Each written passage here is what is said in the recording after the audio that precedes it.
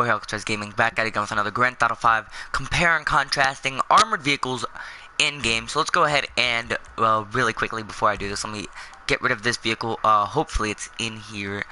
We are going to be comparing and contrasting the, these vehicles you guys will see here, if I can find it. I think it's under sport. Trucks, cars, planes, jets, boats, compacts. I don't think it'll be under compacts, but of course I have to check. No, it is not. What I am looking for, by the way, is the, oh man, I can't even remember the name of it. The Armored Kuruma, that's what it's called. We will be testing all these armored cars here, later though.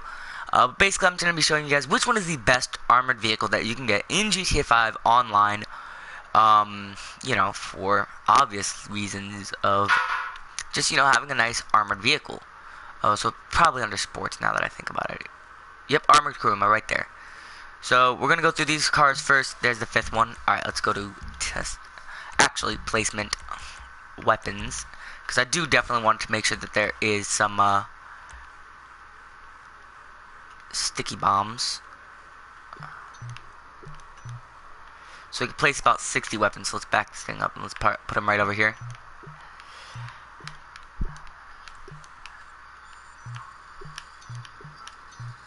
Oh yeah, I have issues with these things. Alright, there we go. Let's also go down to heavy, and let's see, RPG.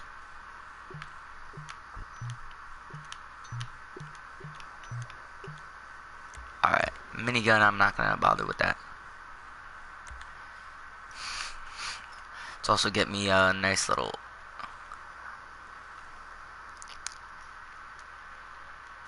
rifle.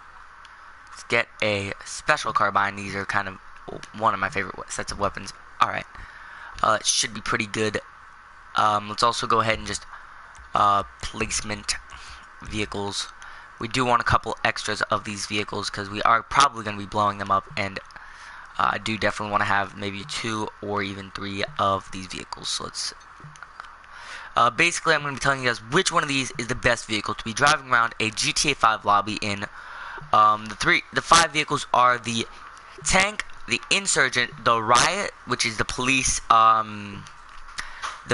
armored vehicle that you can get inside the gated police stations, and the Armored Kuruma, which is a quite pricey vehicle, which is why it's going to be included on this list, because it is about, I do believe, $500,000, and you have to complete a heist. So let's go, there we go. Let's go down to this test function. And yeah, basically that's what I'm going to be showing you guys, which is the best. The map I use for all the testing whenever I'm deciding, like, hey, I don't know whether or not I'm going to buy this vehicle or this vehicle. This is where I come and get 5 vehicles and test them all. I have like a stunt track and everything. So let's start off with the Armored Kuruma. The Armored Kuruma is a very fast car, as you guys can tell. It is decently fast, and if you guys pay close attention, I'm going to shut up. It's got turbo automatically inside of the vehicle. Now, that you can also add more turbo, but it's got turbo tuning as a stock option, and then you can even add more, which obviously I do like. And you know, that's something really cool with this car. You know, it is fast. Its armor, it's really good, as you guys can see. You know, it's got armor on it, but it is not explosion resistant. As you guys are going to see here, actually we're going to head back to where our guns are and then test it, because I do, you know, prefer, in my opinion, to use the one thing. And it does get a decent speed. It's got a nice first person view. An issue that it does have is it does limit you to using only certain weapons, as you cannot use throwables like grenades, sticky bombs. You can't use anything like that. You're limited to pistols and submachine guns, which obviously will most likely annoy the crap out of you if you're like me. So we picked up some sticky bombs. Let's pick up the RPGs as well. Let's go over here to the special carbine.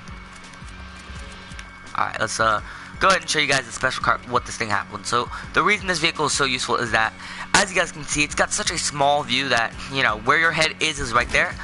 And that's usually where you get headshots from. But if you're driving by, doing a drive-by and killing people, or you're just driving through a lobby and somebody's chasing you, they have to shoot you in this slit. And these windows are pretty much very good with bullet resistance. As you guys are gonna see, it's gonna shatter in a few. Well, it's not gonna shatter for a while, but you know, you guys get what I'm saying. This is a special carbine shooting at these windows, and it's not shattering. Obviously, it is still gonna do a bit of damage too, but not as much as if it was shattered. So yeah, as you guys can see, these windows don't shatter that easily. Let's go ahead and get this gun here. And as you guys can see, these windows don't shatter that easily. And yeah, it's got a pretty good first-person view, like I said. You know, your car, you're pretty much gonna be safe inside of this vehicle. You know, they have to get a good shot on you, and they have to be a really good shot. And if you have the windows tinted like this, then they're gonna have a hard time shooting you. But its downfall is, as you guys are gonna see, 1 RPG, and it's gone. And oop, better get out of there. It's the same thing with sticky bombs. They are, you know, very little explosion resistance. As you guys are gonna see, I'm gonna back this thing out and throw a sticky bomb on it and show you guys how little explosion resistance it has. So I throw a sticky bomb on it, and 1 sticky bomb blows it up.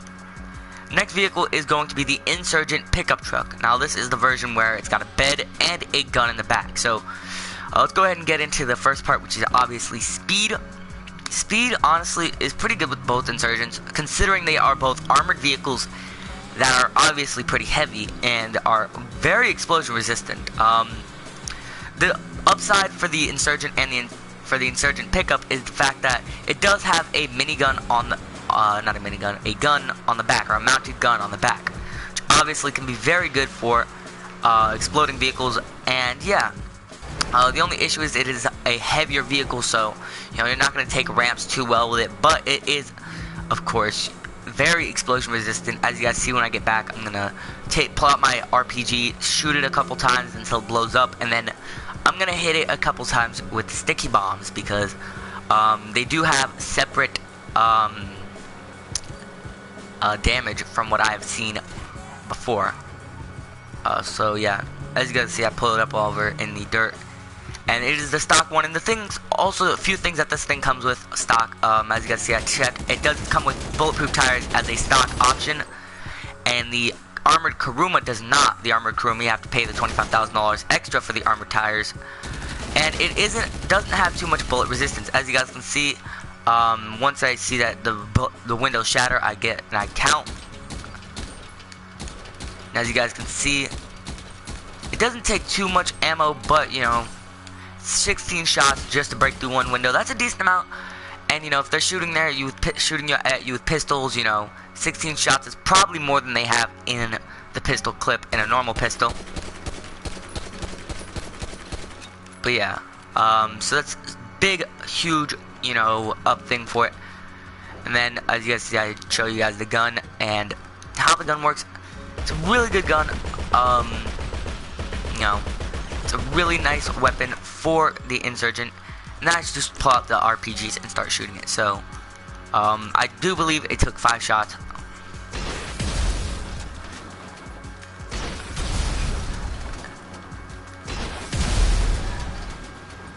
Oh no, it was 3. My bad. I do believe it was 5 for the Insurgent normally. But yeah, that is 3 shots for the Insurgent pickup with an RPG, and with sticky bombs, which obviously is what more people use nowadays. As you guys can see, I hook up 1 sticky bomb to it. I back it up a little bit more so that way, you know, I can make sure it does happen. 1.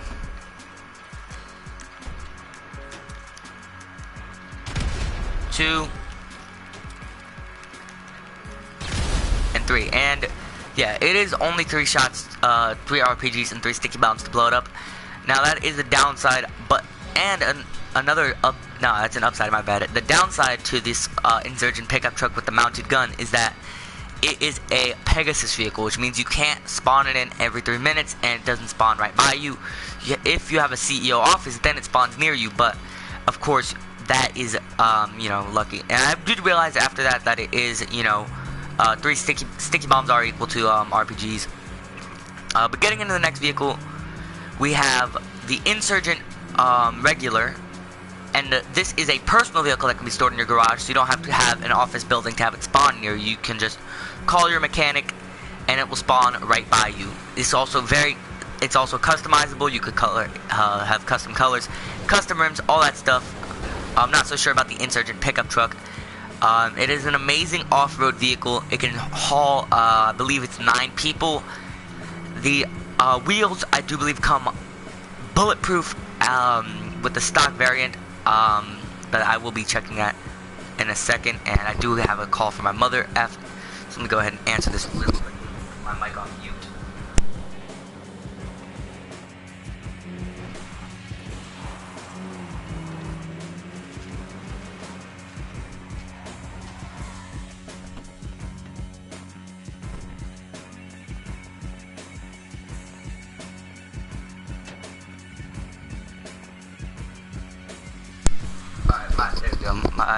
My mother called, and I'm watching my brother, so of course she's gonna be calling me more. So it takes, as you guys see, I throw 1 sticky bomb, 3 sticky bombs blows it up, which is obviously still pretty good. So then next vehicle we are going to be getting into is the Rhino tank. Now this vehicle is quite pricey. This thing I didn't actually state the prices of the other vehicles. The Insurgent pickup is about $1.23 million or something around that. And the Insurgent regular is about $750,000. So, decent.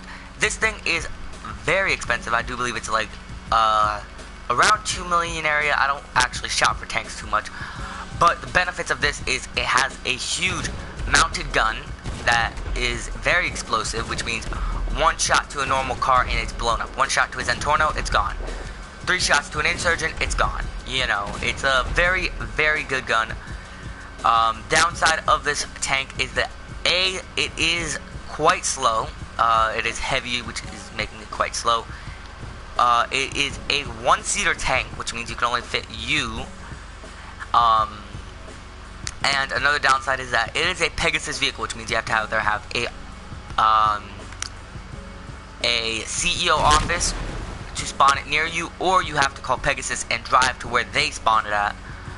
Which of course you probably don't want to do either of those, because they are around $1,000 to spawn it at your CEO building, and $200 every time you call it in, which isn't much. But if you're like me and you blow all your money at once and then you work and struggle to getting it back, it's quite pricey. So yeah, the gun does have a decent rate of fire, but of course it is only a 1 gun, which does suck.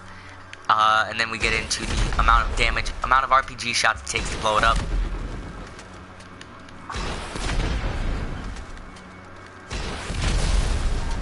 So it takes about 4 RPGs to blow the tank up.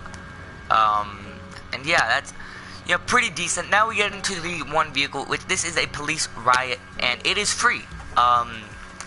Also, the tank obviously is bulletproof tires because they're tracks. But this is basically free. The only way to get it is to go to the police station and steal it from in their yard. And you pretty much have it for free then. You can't store it in your garage, but, if you need something temporary to keep you and your buddies safe, I would recommend this. Let's say you and your buddies are driving around in, let's say, the Buffalo S or some other vehicle where, you're being chased, and you're being chased by other people in the lobby, and you don't like it. You obviously don't like being chased by other people in the lobby. Then this is a good vehicle. It's a 4-seater, which obviously is a good vehicle. It's got police sirens, which is kind of cool. I mean, if you're into that kind of stuff, you could use it for like a role-playing aspect of a game.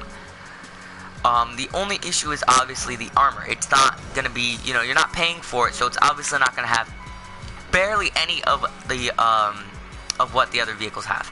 The back window, you unload a couple of shots into it, and as you guys see here, I start unloading shots into it, and it's kind of like the Armored Kuruma, where it doesn't, it's pretty much bulletproof. But the back windows don't really matter, because obviously the player is sitting under the back windows. So as you guys can see, where I shoot a straight line, that's where the player's head is. And the way the player shoots out is he opens the door and shoots, so that's when you get a shot in. But otherwise, the windows are pretty much bulletproof, and it doesn't really matter for that. But yeah, getting into the front of the vehicle, obviously, which is where it matters, because that's where the driver is.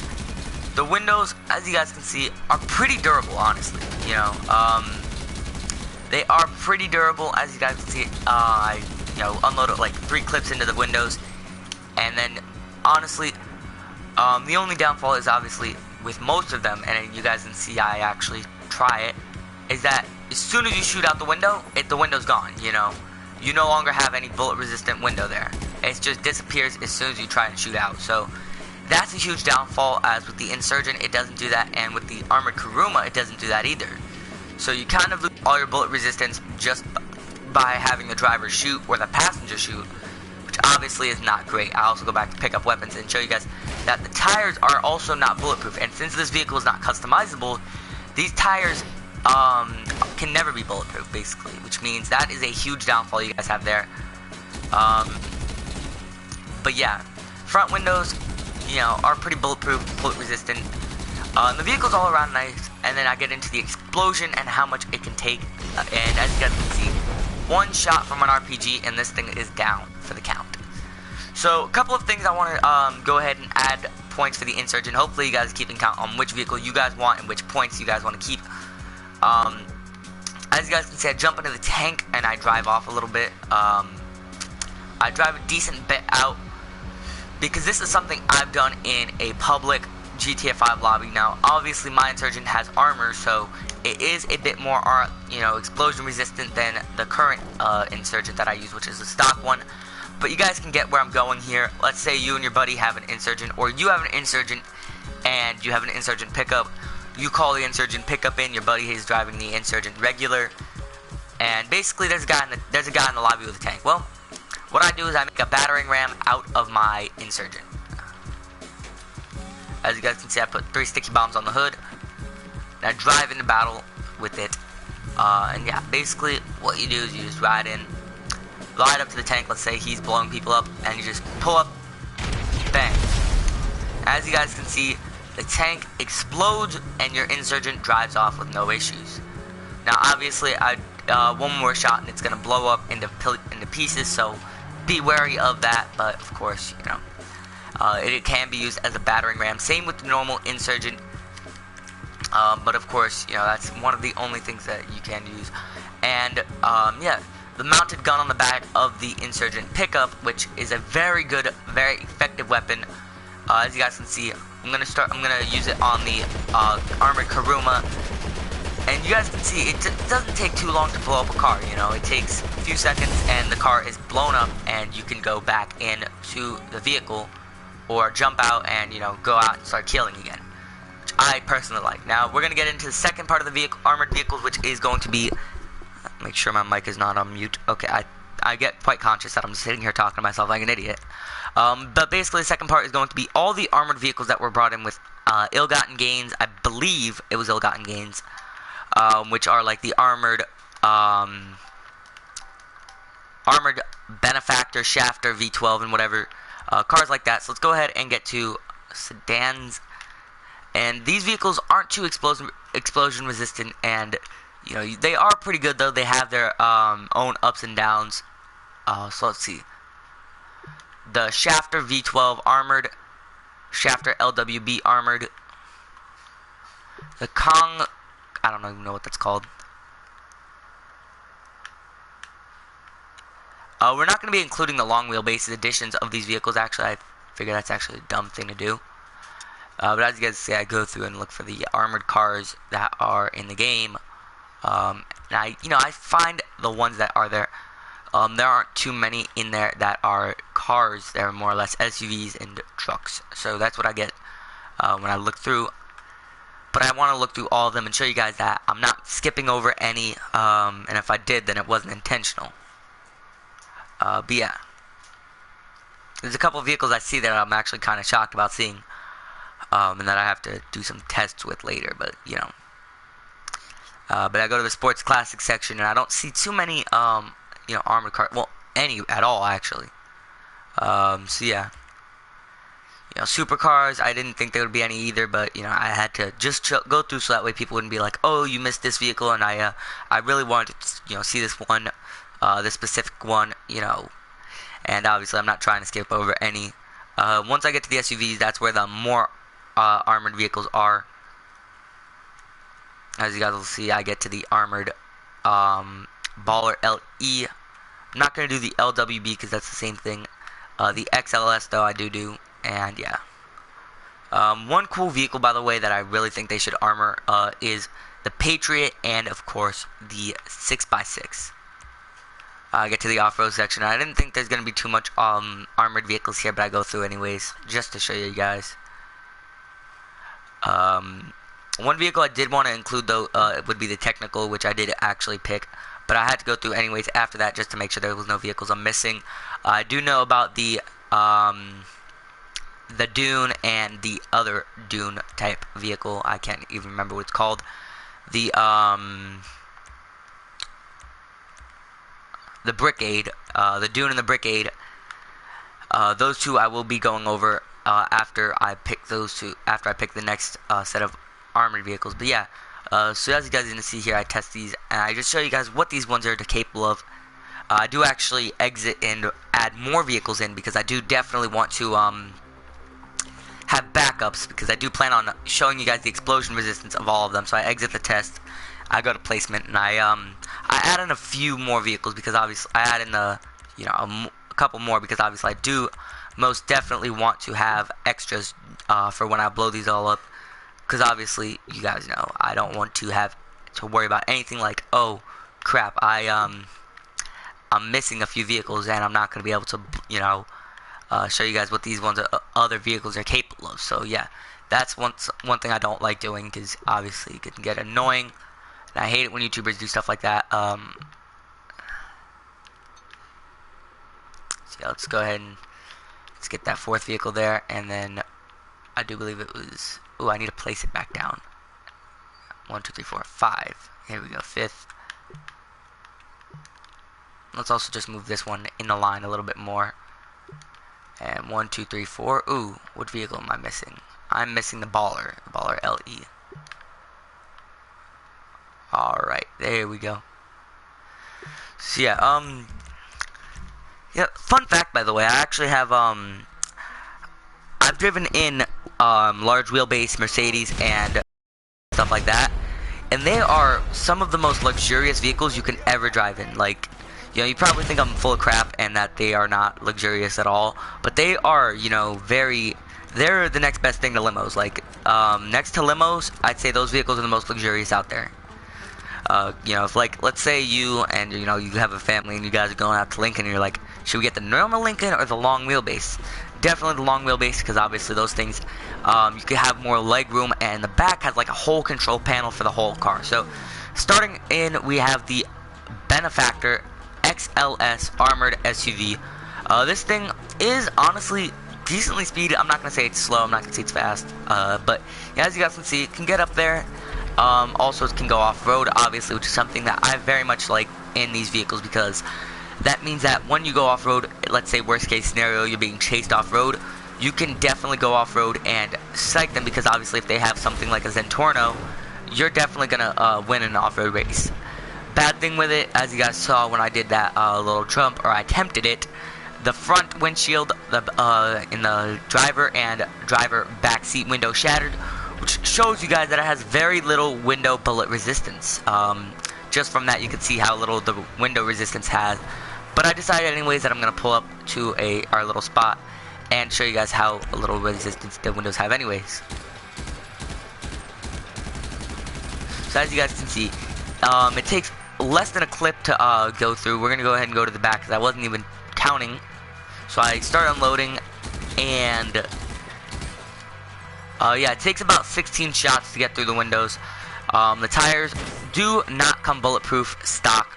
This is a stock version, and the tires are not bulletproof at the beginning, or basically they're not stock bulletproof, which again, that can be a huge downfall for you guys who aren't the rank to unlock it.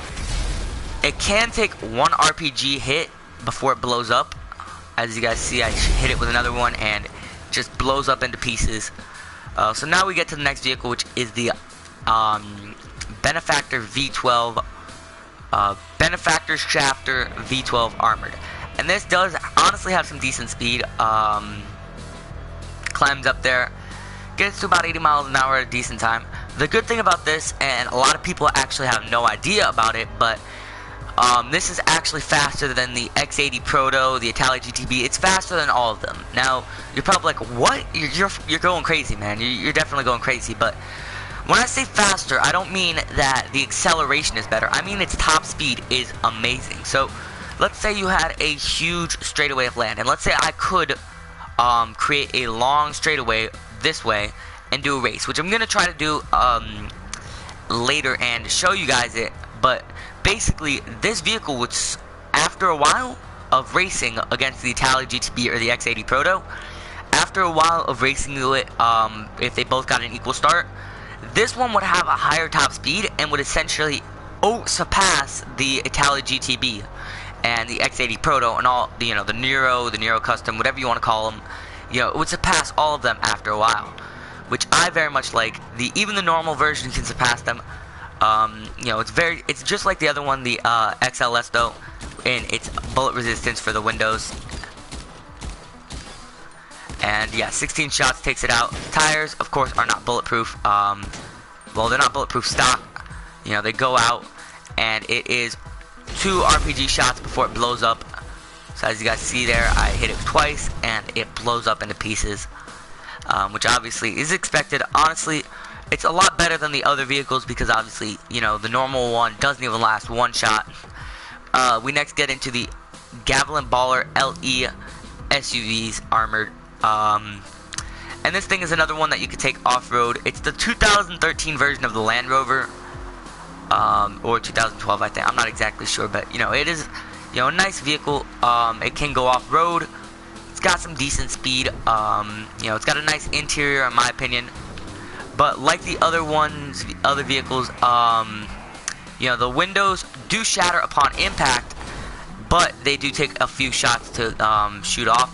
So that's something to know if you're being chased by somebody in, let's say, a Insurgent or, some bigger vehicle like a truck, and they ram you. Your windows are most likely going to break, and then your bulletproofness is gone, and they can just shoot out your window, shoot you through your windows, and kill you. So that's something to remember, and it's just like the XLS and the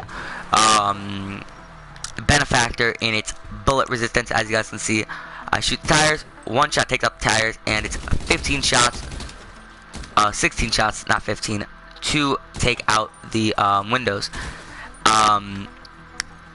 Or at least I thought it was. It's actually 1 more shot to take out the windows, but I concluded, I thought at least that it was just, maybe I was shooting it too badly or something. But that's what it was. Yeah, it was 16 shots. And then you guys could see there, I did shoot out the tires with 1 shot. And it is just like the XLS and the Benefactor in one shot of exploding resistance. And it can still be driven after you take that 1 shot. But the second shot blows it up and it's no longer drivable. It's exploded. It's gone, basically. The next vehicle we're going to go ahead and get into is the Congescent. I'm not exactly sure how to pronounce that. You guys will see when I get in. The Ineos Congescent S5 or something like that. This vehicle is honestly really nice looking, at least in my opinion. It looks kind of like an older Mercedes in a way. Honestly, it actually looks a bit like a Jaguar to me. Like from the back, it looks like a Jaguar, but the front has those kind of Mercedes looking like the Mercedes lights in a way. So I'm not exactly sure. I'm pretty sure though it is based after a Jaguar. So yeah, that's something to look at. And yeah, as you guys can see, it's kind of like a muscle car in the way it drives, the way it handles it. In my opinion, feels a little bit like the Dominator, aka the Mustang. But as you guys can see, it is, obviously a bit of a, slower car though, in that sense that, it's kind of like a muscle car. And yeah, as you guys also saw, the door went off, and I can't even test, I thought I couldn't test the windows. I do have 2 windows, as you guys can see, that I can test. So I try to keep the vehicle in, top-notch condition as I drive back, just to make sure I could show you guys how many shots it takes to take out those windows. Even though the door did fly off, and the windows, most of them broke upon impact. So obviously, that's something to worry about. But as you guys can see, I stop, I get some weapons before I do such. As you guys can see, the windows are pretty much the same as all the other armored vehicles. 16 shots. Tires were not bullet resistant, and it's got one explosion before it blows completely. As you guys can see, I take one sticky bomb and then I shoot it once with an RPG, and it is useless now. Next we have the Technical. Now this vehicle honestly is a bit underrated in my opinion, and recently it was actually made one of the worst, because the Technical Aqua, which is an amazing vehicle, worth much more. It's got, you know, obviously it's amphibious, and it's got the gun on the back, as well as being able to be summoned right next to you instead of having to call Pegasus, was half off, which made it cheaper than this. Now this vehicle is an off-road vehicle, which means you can go up to Mount Chiliad and all that with this, and of course it's got the gun on the back, so you can sit up Mount Chiliad and snipe, and it is off, you know, it's got some decent speed. As you guys can see though, the window does shatter just like the other ones on impact, and it does look quite crappy in my opinion because it's all rusted. I wish it was you know, the Queen Karen, the Rebel, I think it's the Rebel, Karen Rebel, yeah, as you guys can see, this is 4x4 Rebel, so it is the Rebel. I wish it was like the Rebel Clean, so that way it could have them, you know, nice looking stuff. It is a 3-seater vehicle, which means you, your friend, and a man gunning it, which would probably be one of your friends. The windows, as you guys see here, they are not bullet resistant at all. You just shoot right through it, just like a normal vehicle, so that's one thing you have to check out for it. The tires, just like a normal vehicle, are not bulletproof. The gun, you know, you are completely exposed while using this weapon, so if you're like, you know what, you know, 3 of us, we're going to be safe, you guys are not going to be safe in this vehicle. The only kind of upside you have is that this vehicle can be going off-road, and I guess you could use that as like a safe way. But of course, as you guys see here, one shot and this thing is down. You can no longer use it as an off-road vehicle or anything like that. You can no longer drive it, which means, unlike the other armored vehicles on this list, it blows up one sticky bomb, one RPG, one anything, and it's gone. You know, it's destroyed. Its gun, as you guys can see, I show you guys it using the Technical Aqua gun, I mean the Technical gun on another Technical, because it's the only vehicle that isn't armored. And you guys will see that it takes not too long for the other Technical to blow up, as you guys saw there. Just be careful not to blow yourself up while using a Technical.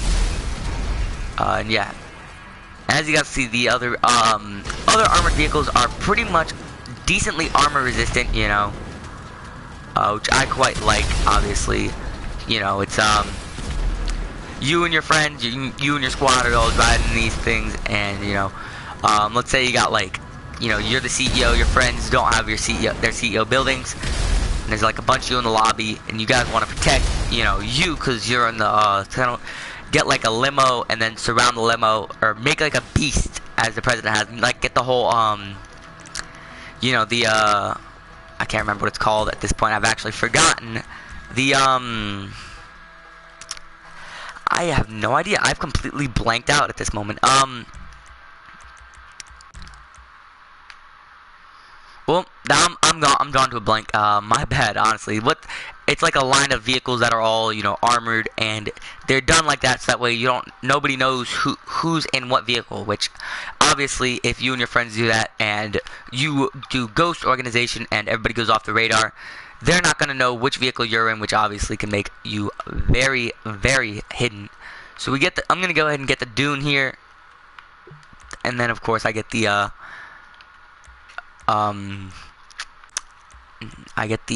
Brickade, which is another new, well, I wouldn't say new, but not, armored kind of big vehicle, which is actually also used in a couple of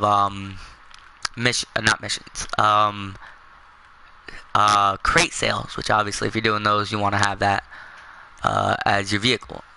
As you guys can also go through a couple of other vehicles that I get, I decided to look at as, like, you know, just to show you guys how weak they kind of are, because obviously, you know, you may consider purchasing a few of these other vehicles that I'm going to show you guys here, like the police bus, you know, because that's something that you might want to consider buying,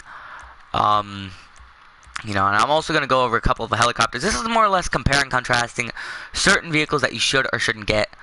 Let's also go ahead and just, you know, for right now, I think that is going to be it. I don't even think I'm going to include the police bus. I think it's just going to be something the way. What I am going to go ahead and do, though, is have a little bit of a setup for certain vehicles, so that way I can just show you guys the weight behind these vehicles. So let's go ahead and get the Dominator out.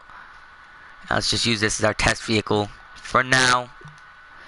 Lay a few of these out. Alright. Hopefully those aren't too close, but yeah. We're also going to go ahead and show you guys the weight behind the military insurgents, because I didn't show you guys that, even though I probably should have. These are the only two vehicles of that I didn't show the push power that have power, of course. So let's go ahead and we're going to leave those vehicles like that. So let's go ahead and set up the test thing to go on, and yeah, I am still got audio. So as you guys can see, the very good thing about the dunes is the dune is used for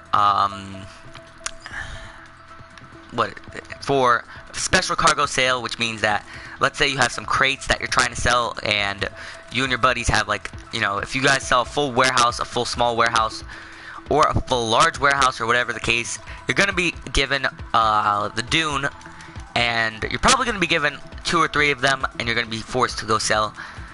These, I'm not exactly sure if I don't believe it's this one. I think it's the dune back here, but they do have immense power to just ram vehicles off the road, and I'm going to show you guys what I mean by that. They do have a decent amount of speed as well. As you guys see here, I back up. They are also off-road vehicles, but as you guys can see, they have a small turning signal, but these things have power and they have speed. So as you guys can see, I line up with the Dominator and just mash it out my way. Which means that if somebody's coming at you with Zentorno and you're in a head-to-head match, you're most likely gonna win. So yeah, that's you know, something good with this vehicle that I quite like. Something that I use a lot when I was doing the special cargo and all that. Is that obviously these things are huge with power. You can just ram certain vehicles off the road. And let's say you're just, you either can't avoid them or you're just too lazy to avoid them. This vehicle can help you out with that. Well, let's, before I get into the explosion resistance, let's go ahead and show you guys the window resistance to bullets. It is the same as one of the armored cars, in which, it does have 16 shots and it goes out. RPGs, one RPG or sticky bomb or one explosive will blow it up, which obviously, something probably to be expected, and I actually show you guys here. Tires are not bulletproof by default, so that's something else there. And it is also a Pegasus vehicle, and I do believe that the Dune, that is the Brigade that I was doing, that I was showing there. That is the Brigade that I blew up. The Dune is what I'm driving in now, which also has a decent amount of speed. In my opinion, at least, this thing can get up, speeding. It's power to push vehicles out the way. Decent, I guess. I'm not complaining about it. I'm not gonna say it's terrible. It's got a decent speed as well, and considering the size, I do believe it is a only a 2-seater. I'm not exactly sure on that.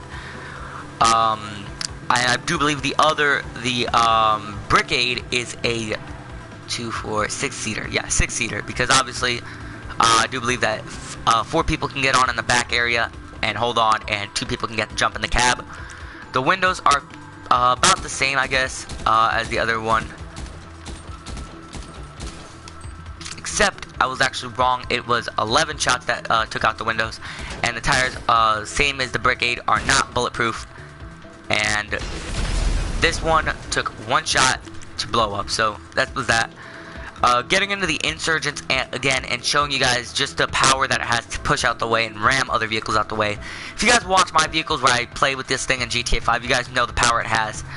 But if you guys don't, and you guys are contemplating buying it, and you want to know all the pros and all the cons, this is it. As you guys see up here, once I ram this vehicle, I could ram through all of them, and you guys see I start ramming through one, then another, then another, and then another, and then another, and I just continue speeding on as if I never even hit them. And you know, it's really good in that sense because obviously you do want a vehicle like this to be able to, you know, ram other vehicles out the way in the event that, let's say, you're being chased, or you have, you have like a bounty on you or something like that. Let's say, you know, there's people in the game that are annoying, like bounty hunters, or let's just say you're being chased by somebody in a buzzard and you just want to get out of there as soon as you can. These are the vehicles to use, you know. You just jump into these, you ram other cars out the way. You know, it's really good to use, really smart, just to have them in your garage and have them ready from Pegasus, you know, for a worst case scenario situation, you know. And as you guys see here, I could just ram through all of them and, you know, continue speeding on. And, you know, there's only a few vehicles in the game that are like that. One of them being the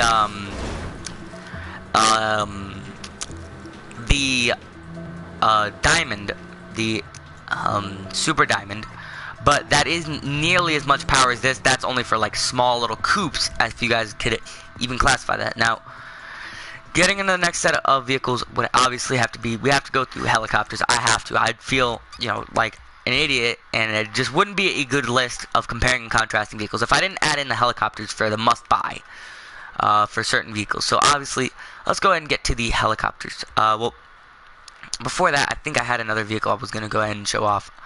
Not exactly sure. I don't think so. Nah. Alright, let's go ahead and get into the helicopters. I will also get into the supercars afterward, and helicopters, of course. So let's go ahead and get into helicopters. So helicopters, there's a few helicopters that you're probably going to buy. I'm going to leave off the Maverick and the helicopters that aren't really going to be, you know, used too much. However, I will leave one helicopter that you're probably, you know, you might use because obviously it's cheaper, probably cheaper to buy than getting a normal one. So let's go ahead and just leave the Frogger on here. Why not? So, Cargo Bob is probably something you might consider buying. Swift, I guess. The Valkyrie, Savage, obviously you're going to consider buying that. And, hold on, I only have 4. Why can I not put the 5th? What is the... Oh, that's right. I have the Dominators out. My bad. So yeah, this isn't going to be the only setup of helicopters. In fact, I may do only helicopters that can't hold weapons because obviously there are a lot of helicopters. I think I'm going to do that simply because, you know, I want to just do a fair comparison. So let's see. This has weapons, so I'm going to get rid of that. Swift Deluxe, obviously something you're probably considering getting. Super Velito, I guess, and Super Velito Carbon. I'm gonna put the Super Velito there. Ooh, the Valkyrie no gun. Ooh, that's something cool. Let's put the let's see, Voltless, Frogger, Maverick, there we go. Alright, so let's go ahead and just show you guys. Now, something I'm gonna tell you guys, get the cheaper variants of the vehicles. Now, what I mean by that is, with certain vehicles, obviously, you kind of get ripped off in a way. Now, I'm going to show you guys what I mean by you get ripped off in a way. Let me also... Alright, that's weird that I took some damage there, but okay. So, in a way you get ripped off is... we're going to go ahead and just show this vehicle off anyways. This helicopter right here is the Frogger. And I would not recommend buying this at all. You can get it for free from pretty much any place in the map where there's a helipad. It's not that fast either. It's pretty slow. As you guys can see, it's decently slow. It's pretty easy to maneuver because obviously it is slower. But you know, it's not really worth buying in my opinion. You know, I would not buy it. You know, I wouldn't spend probably any amount of money on it. Simply because obviously it doesn't have any guns and it's pretty slow in my opinion, you know. Up next is going to be the Cargo Bob, which honestly, I'm not sure which one is more, the Cargo Bob without the livery or the Cargo Bob with the military livery. Honestly, whichever one is cheaper is the one that you should get if you're planning on buying a Cargo Bob, simply because there's no difference between the two. You know, you could still fit the same amount of people, you could still, you know, use the hook to haul, you know, cars up. And yeah, you know, that's something really cool. And I actually forgot a certain point to put with the Insurgent. The Insurgent is actually so heavy, it cannot be lifted by the Cargo Bob. If you got, I'll actually show that off at the end of the video. But the Insurgent cannot be lifted by the Cargo Bob at all. You know, it cannot be picked up by it, which is something interesting. And also, something else you shouldn't buy is this right here. If you're planning on buying this kind of helicopter, don't buy the gold version. For $2 million or whatever, it's not worth it. You know, I'm gonna fly it anyways because it's the exact same as its silver counterpart, the Buckingham Swift Deluxe. Just buy the normal Buckingham Swift. There's no difference at all, except obviously it's gold. And unless you're just trying to show off how much money you have, it is useless. All right. As you guys can see, I mean, it's a pretty cool helicopter, I guess. You know, if you're looking for like something like, let's say, because you know it's got tint, and I guess you could drink champagne in the back. Other than that, it's not really worth it at all. As you guys can see, it takes, you know, it's pretty slow. It takes a while to maneuver around, and it's not worth it in my opinion. You know, it comes with one of the yachts. So if you want one, and you're trying to show off your money, just get a yacht instead of wasting the $2 or $3 million that you have to spend for this. And if you already have a yacht, then obviously you can just request it with the yacht. I'm gonna skip this one anyways because nobody really wants to buy this thing, honestly. You know, we're trying to do the more important ones. This is the Buckingham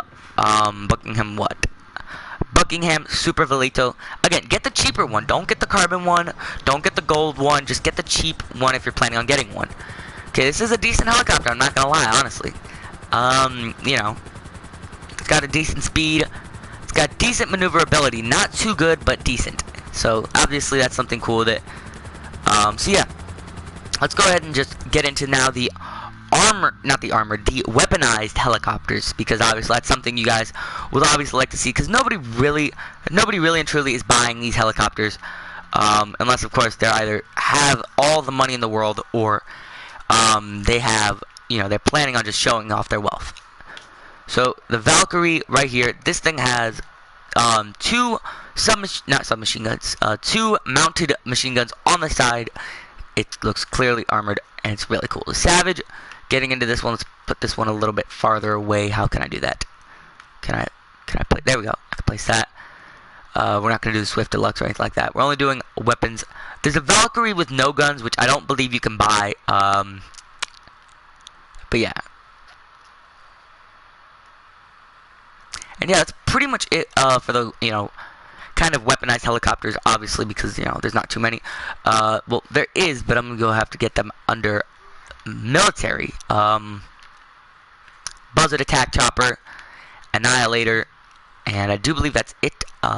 Could be wrong. Military. Let's go ahead and go through the military helicopters. Army Cargo Yep, that is it for the helicopters. So let's go ahead and just get into the helicopters anyways, just that way when I get back I can do it. And then next I will obviously go through the planes and so on and so forth. Because this is what you guys are looking for, you know, the compare and contrast of which is the best set of vehicles you guys can get for, let's say, your squad. So far, out of armored vehicles, you'd have to say the Insurgent Classic. Okay, without the mounted gun. And, you know, a Pegasus vehicle that would be the best would be the Insurgent Pickup. Then, of course, you would have to, for helicopter, ungunned helicopter would have to be the, Swift, I think it's called, or not a Swift, you know, something like that. But this is the Valkyrie, I think, hold on, yeah, no, this is the Valkyrie helicopter. You don't have any guns from the front, from the cockpit. It is a decently, you know, fast helicopter. It is pretty decently easy to maneuver. And it's got two mounted machine guns on the sides, on each side. So obviously that's something interesting and cool. As you guys can see, when I land, I'm gonna go ahead and try to use them. I'm not sure if I can, because obviously this is a edit run, so I'm not sure if I'll be able to use the guns. But if I can, then you guys will see, you know, whether, you know, you guys see how it works. So as you guys can see, I hold triangle and I jump in, and these guns, pretty much they're just mini guns.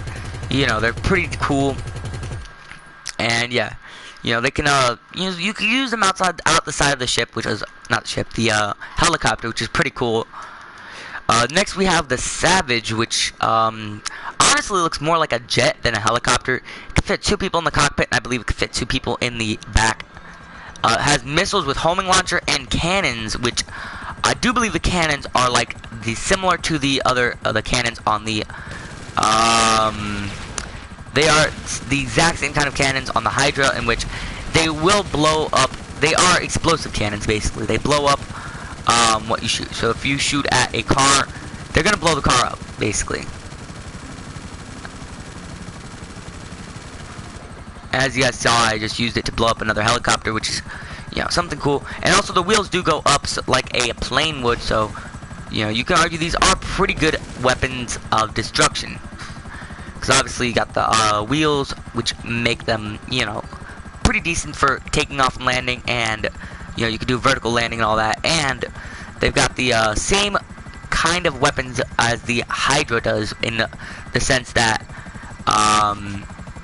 they basically are explosive cannons, which obviously is something you like, but it is going to cost you a decent amount. Now, my favorite vehicle, and this is going to make this kind of selection a bit biased, is it has to be the Buzzard. This is a GTA 4 helicopter brought back in to GTA 5, which obviously makes it a even cooler vehicle. It does only have the normal machine guns, as you guys see when I shoot the other vehicle, but they are pretty strong.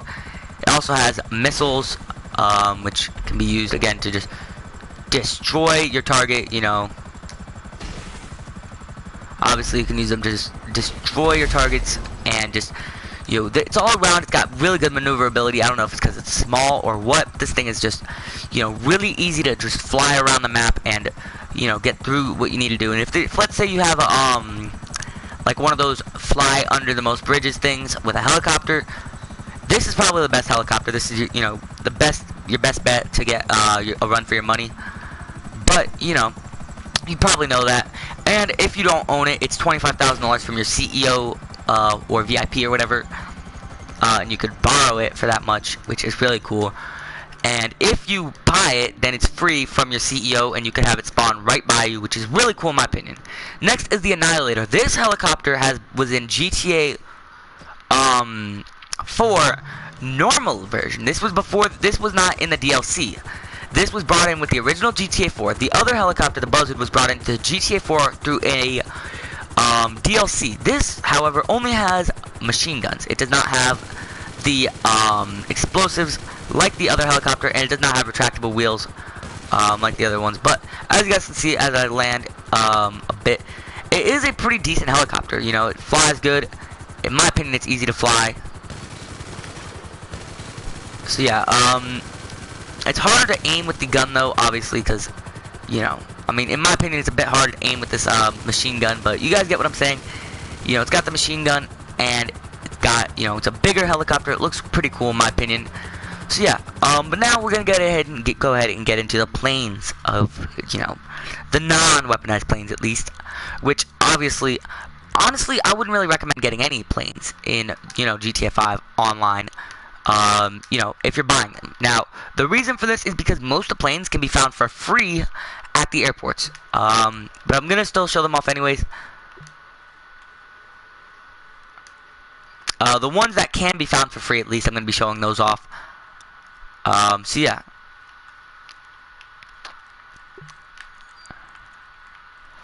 So I show off the ones that can be found for free.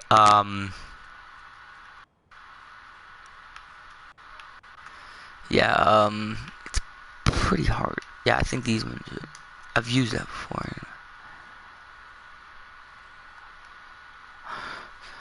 So I'm not exactly sure about this last one, the Velium. Pretty sure it isn't. I think the Velium normal is actually there. The 8-seater, I'm not so sure. But yeah. Basically, you guys get what I'm saying. Most of these helicopters can be, planes, not helicopters, can be found for free at, you know, Trevor's Airport, which is over here. You know, the other airport, the Alamosi Airport, or the whatever that airport is, or you can find them for free at, you know, the Los Santos International Airport, which obviously is where I'm showing you guys all these vehicles at, because it has a nice straightaway for me to take off and land, and it's got plenty of air room. So yeah, as you guys can see, it looks pretty nice. You know, it is a nice plane. This one I'm 90% sure you can find at the airport. You know, and obviously all of these planes are pretty good. You know, they don't have weapons, so, you know, it's pretty much about the speed and how much they can seat. But as you guys can see, this one doesn't take, it takes a decent amount of time to take off. As you guys can see, I was sitting there with the thing down, and finally I was able to take off, and it doesn't have too good of speed. As you guys can see, it's very bad with speed, and if you guys can't tell, without me even touching it, it's just like I'm holding down the gas, and the nose just wants to dive down so badly. And I don't know if it's like that with, you know, all the planes, but a lot of the planes, when I fly them, I don't have to hold it down that badly and fight to keep the plane up. It's usually just really simple. So that's something I noticed. Yeah. Let's go ahead and parachute over here to our other next plane, which this one can only be found at this airport, the Los Angeles International Airport. And also the Army Titan can also be found at any airport around the map if you drive there, which is something that a lot of people don't know. So, you know, that's why I'm not kind of including it here, because that can definitely be found at any rank. So yeah, so let's start flying in this thing. This thing is a harder one to get, but obviously you can still get it. And yeah, this one is easier to take off. It's a lot faster, and it can hold a lot more people. You know, you can hold, I think you can hold you and like 5 or 6 of your friends, which is really cool in my opinion. And yeah, it's, you know, it's got nice handling and nice maneuverability, or maneuverability.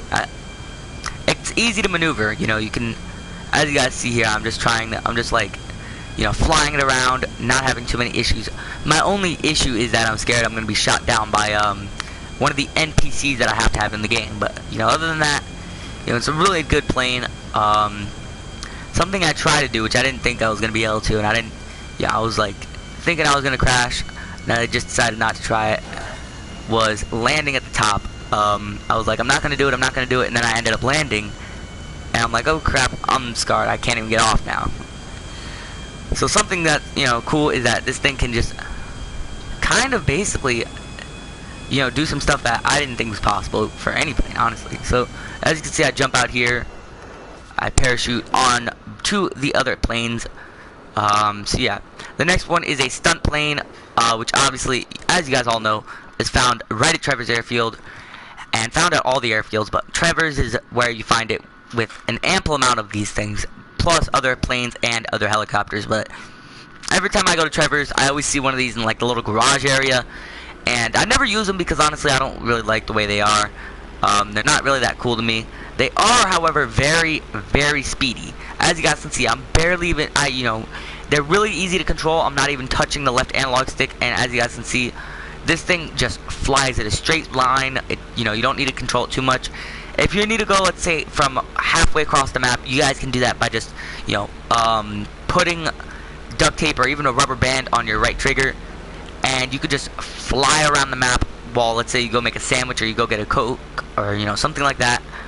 And yeah, it's really cool, you know, something like I like about this. But the turning, you know, doing like left, like how I'm doing here, that's a bit touchy, and I really don't like that.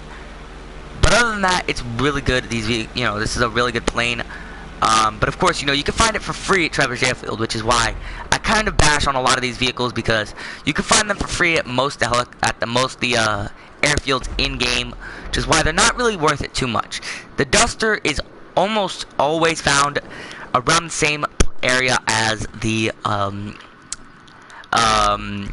stunt plane at not Trevor's Airfield, but the other one. I believe it's the it's found around right here. You can either find the stunt plane there, or the Duster there, or the stunt plane here and the Duster in here, and then there's going to be another plane here and a helicopter here. So that's why I don't really like the Duster. You know, it's also only a 2-seater, and it's not too, you know, it doesn't look too good, and it's just, you know, a bit of a slower plane, obviously. However, I'm pretty sure it's kind of, you know, you get what you pay for. I'm pretty sure it's quite cheap. But again, I would not recommend buying it, considering that, you know, you have to go to the, there's no benefit in buying this, considering you have to go to the airfield anyways, and this thing just nosedives immediately by flying it. But you have to go to the airfields anyways to get the Pegasus vehicles if you buy it. So honestly, it's not really worth it, because if you buy it, you have to go to the airfield, and if you're buying it to avoid going to the airfield, you're kind of wasting your money, you know. And you're also, you know, the chances are, if you buy it, you're going to probably see 2 of them at the airfield when you go to pick yours up. So that's kind of something that I don't really like, and I really dislike about these, you know, these planes. So yeah, Let's go ahead and just try and land this thing. That's another issue that this thing has, is that it's terrible to land. It's so annoying to land. Let's go ahead and just jump out now. There we go. So yeah, these things are hard to land. Next up is a Cuban 800, I believe that's what it's called. Now the reason I would not recommend getting this, even though I bought it, is because I bought it when, you know, I was a small rank and I was a low rank, and the only vehicles that would really spawn, I was like rank 15 or 20, and the only vehicles that would spawn at the place would be the Titan and, you know, the Mavericks. And I didn't like that. I didn't like that at all, because obviously the Titan and the Maverick, you know, one of them is a big, huge freaking plane, and the other one is a helicopter that isn't too good.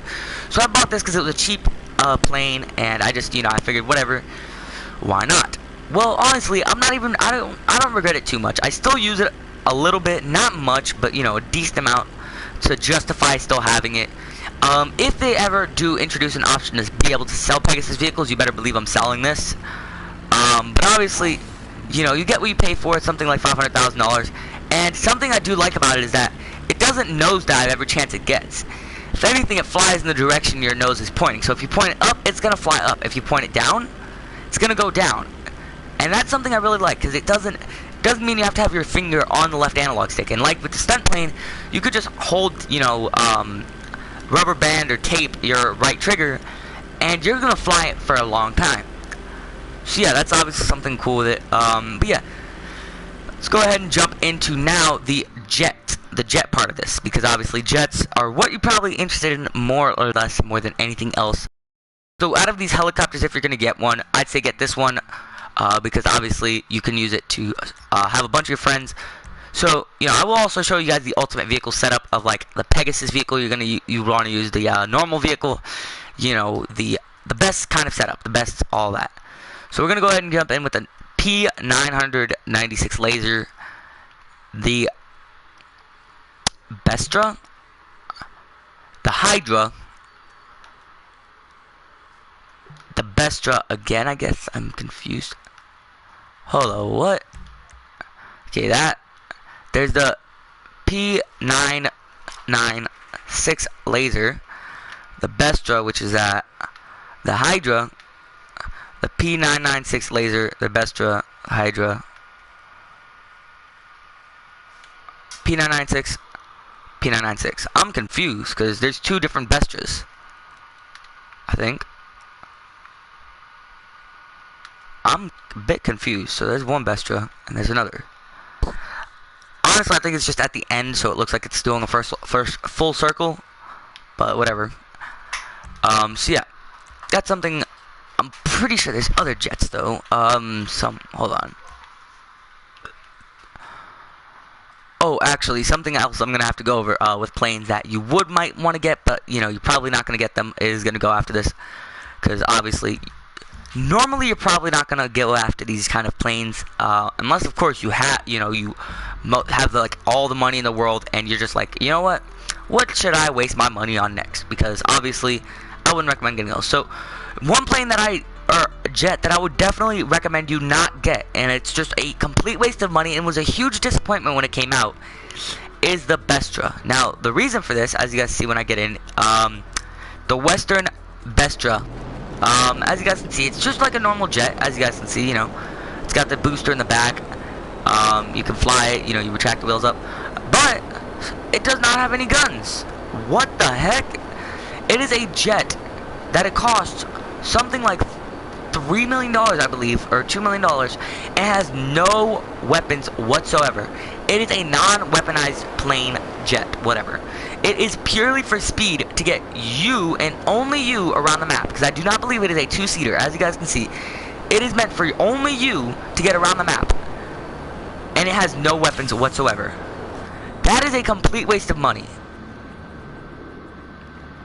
So, you know, that's just like, I cannot believe somebody would even buy that. It's just, you know, shocking to me. Next, we have the Hydra. Now, this isn't a waste of money. This is around $3 million. So, obviously, it is a bit of a pricey one. It is only one-seater as well. I'm pretty sure all jets are only one-seater. But as you guys can see, Mammoth Hydra, which I guess means that it's made by the same people that make Hummer. And this thing, the reason it's so cool is because it has vertical takeoff. So if you don't know what I mean by that, instead of taking off like a plane, so let's see how it takes off. As you guys see, I'm holding down R2 now. I go up instead of going straight. Now the way you change this, or the way you go straight, is you put up your landing gear, and I believe you hold to the right on the D-pad. And as you guys can see, the engine starts, going purple, and it starts boosting out a little bit more, and it's just all around nicer. Now, the reason you'd want to get this is because of the weapons. The cannons are explosive cannons. One shot to a normal vehicle, and that thing blows up. It's gone. Okay? And another good thing about this is that you can land this on your yacht. You could land this on the roof of the $7 million yacht. So, if you have the $7 million yacht, because it's such a straight roof... Oh boy, what's going on? How do I...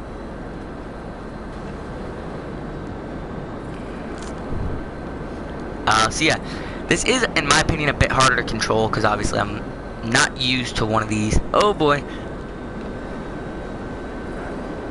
Okay, yeah, it is a bit harder to control, but it does have the vertical and vertical takeoff and landing, which I personally like. You can also land it the other way if you prefer. As you guys will see here, I kind of line it up into position so that way I could show you guys how it would take off if you didn't want to do the vertical takeoff and vertical landing.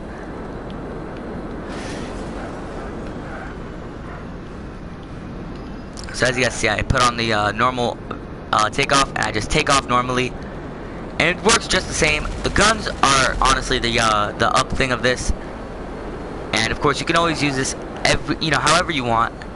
What I like honestly is that what I would use this for, the vertical takeoff and the vertical landing, is that I'd use it just to make a nice U-turn. You know what I'm saying? Like, that's how I would use this thing. Make me a nice U-turn. However, yeah, it is a bit expensive though, so that's something you obviously want to look out for, is the pricing of it.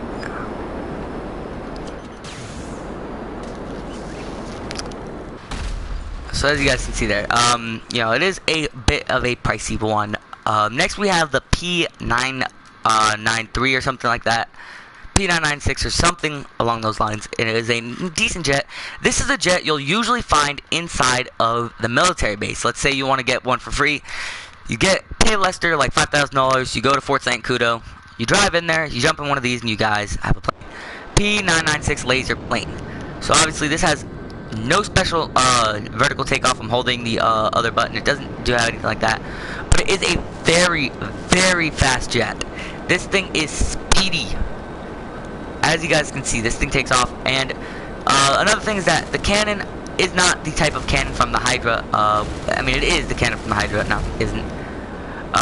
It's really cool in that sense. It's got the same kind of missiles as well, with homing launcher missiles sort of things, which makes it a very good vehicle to, let's say you want to go around a lobby and you and your friends are just going to use this as a kind of vehicle to protect each other while you're doing, like, let's say you're sourcing or selling vehicles. This is what I would recommend using. So yeah, let's go ahead and just land now. And next we have the other Bestra, or I think it's called the Besta. And again, this is just like the other one that I showed at the very start. It is weaponless. It's purely aesthetic and speed. So instead of wasting the money you would waste on this, get a Cuban 800 or something like that. That's just as easy to control, and probably a bit slower, but a lot better. And get that, because this thing, as you guys can see, it's just not worth it. So yeah, let's just go ahead and crash this one ourselves, because it's not worth it. Now let's end test here. So yeah, let's go ahead and now show you guys a last set of pretty much the last set of planes at this point. So let's go to vehicles, and after this we will just show you boats. But obviously you don't really want to see boats, so I'll keep that very brief. But planes, I'm not even going to fly any of these. There's the Nimbus, which is something you probably have to purchase. The Luxador, the Velium, which is not that one. The Mini Jet, the Vestra, which is a very, very fast one. And, you know, there's a lot of planes like that. Now, let's go ahead and get into the next set, which is the boats. Something you probably don't want to see anyways, but whatever. So we kind of have to park these. I'm actually going to have to build something. So let me go to props real quick. How much prop memory do I have? Okay. Barriers, benches, buoys, and platforms. This is what I need.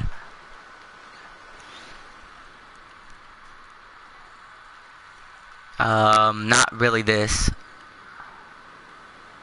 Alright, I guess I have to kind of build the little protection thing by using these.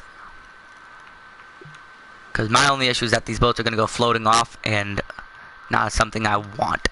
Hopefully these things don't float off either, though. Like, that would be bad. Let's kind of build a little thing here. Let's build it out a bit more, so that way I can just kind of make this thing a turn there. And then have a turn here, and turn there. And then the last turn will be just right here, out to sea. Alright, there we go. That should be good. Now, vehicles, boats. Can I fit a boat in here? Alright, so the dinghy is something you have to, a boat you have to, like, if you're going to buy a boat, dinghy is going to be one of them. Sea Shark, not really. Submersible. Honestly, I don't even think I could park this there. There we go, I could park it here.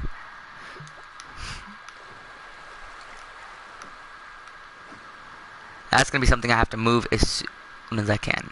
Ding. Yeah, there's not too many boats, honestly. I have no idea why. But honestly, there's only 2 boats you probably want to get. And you're probably not going to be doing too much at sea anyways, so, you know. These are the 2 you want to get. I was going to show them off, but, you know, there's really no point. So let's just, whatever, you know, delete them, I guess. Alright, vehicles, let's get out of that boats now. And let's get into the kind of supercar section now. Now, the reason I'm going to have to get into this, so compacts, you don't really want a compact. These are all vehicles you could probably just steal off the street. You know, they're pretty much free. Coupes, sedans, muscle. Yeah. Sports. So, sports cars and then supercars. Because, you know what?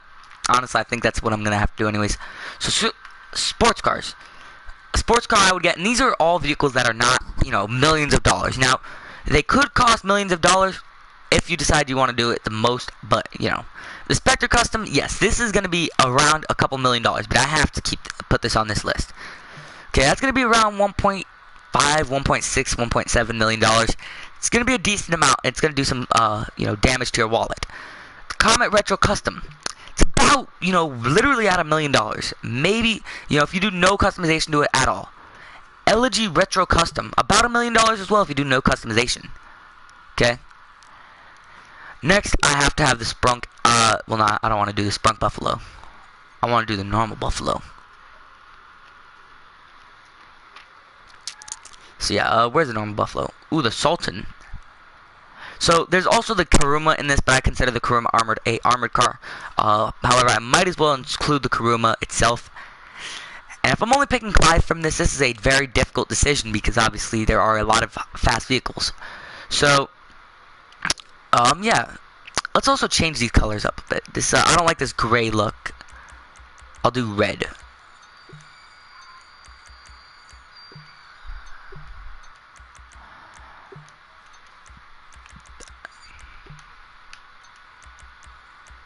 There we go. That looks better. Alright. So yeah, you know, looking at these vehicles, something I just, you know, I can't, like, stress enough. A lot of these vehicles are really very fast, you know, obviously, they're sports cars. So, you know, you can expect them to be fast. I'd say probably the fastest out of them has to be the Banshee 900R, or not the Banshee 900R. Gonna include this one anyways. The LG Retro Custom, which is based off of a Nissan Skyline, which obviously is something quite fast. Fast vehicles obviously used a lot in the Fast and Furious franchise. So let's go ahead and get into this, starting with the Spectre Custom. That's the name of it, right? Yep, Debauchee Spectre Custom Sports. So yeah, this thing is decently fast. The interior, I don't really like too much. The stitching, as you guys can see on the the dash and on the steering wheel and stuff like that, or not steering wheel, the door, is kind of based off of the primary color. Now this thing does have a decent speed, but I wouldn't count on this thing for races. I would honestly, I would honestly count this as, personally, I would use this just, for car shows and stuff, because obviously it's got a lot of customization options that you can't really see here, but if you have it online, you could customize it a lot more than this, and it just looks really nice. You can obviously customize the interior, the rims. I'm sure you can get a body kit, and that's something quite nice. Next, we have the Comet Retro Custom, or the Christopher Comet Retro Custom, whatever you want to call it, which is very fast, very good looking. If you get this in a lime green, which my crew color was lime green, I've recently made my own crew, Alcatraz 91021, basically named after myself, but I'm pretty sure it's spelled correctly this time. And yeah, this thing looks, really nice, alright? Honestly, I think I prefer the other one, but this one is a little bit faster, and, obviously you can customize the interior. And it looks like a nice older car, like an old classic car, which is, in my opinion, very nice. So obviously this is something you might want to consider getting. It looks nice. The interior can obviously change a little bit. And similar to the previous car, the stitching is based off of the primary color. So as you can see right there on the dash, the stitching is red, just like the primary color of the car. Let's go ahead and jump into now.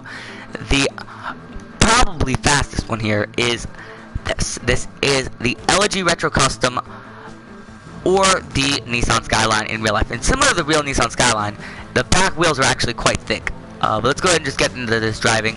This thing's got very high speeds, and just like on the other one, the stitching is based off of the primary color. On the steering wheel, like, you can barely see it though, and on the seats. But this thing gets some decent speed, and if you don't have too much money, let's say you have not too much money, but you're trying to get a nice car.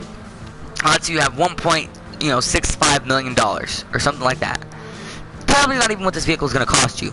You could buy it, fully upgrade the engine, upgrade some interior stuff, upgrade it so much and make it look really nice, and have some money left over and have a nice fast car, which in my opinion is probably something that is highly recommended.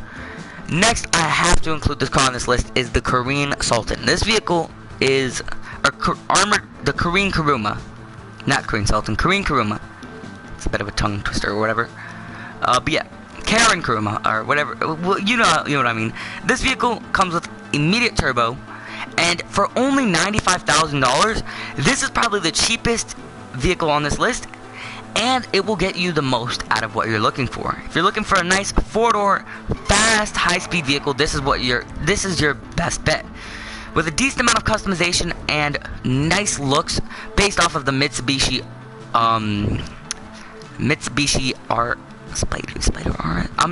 based off of a Mitsubishi and a Ford Focus. It looks amazing, has nice customization, and is decently speeding. Now this one I only included on this list because I wanted to have a fifth one. The Bravado of whatever this is, a Sport, is a decently fast vehicle. It's got a nice looking interior, different to most of the interiors in the game.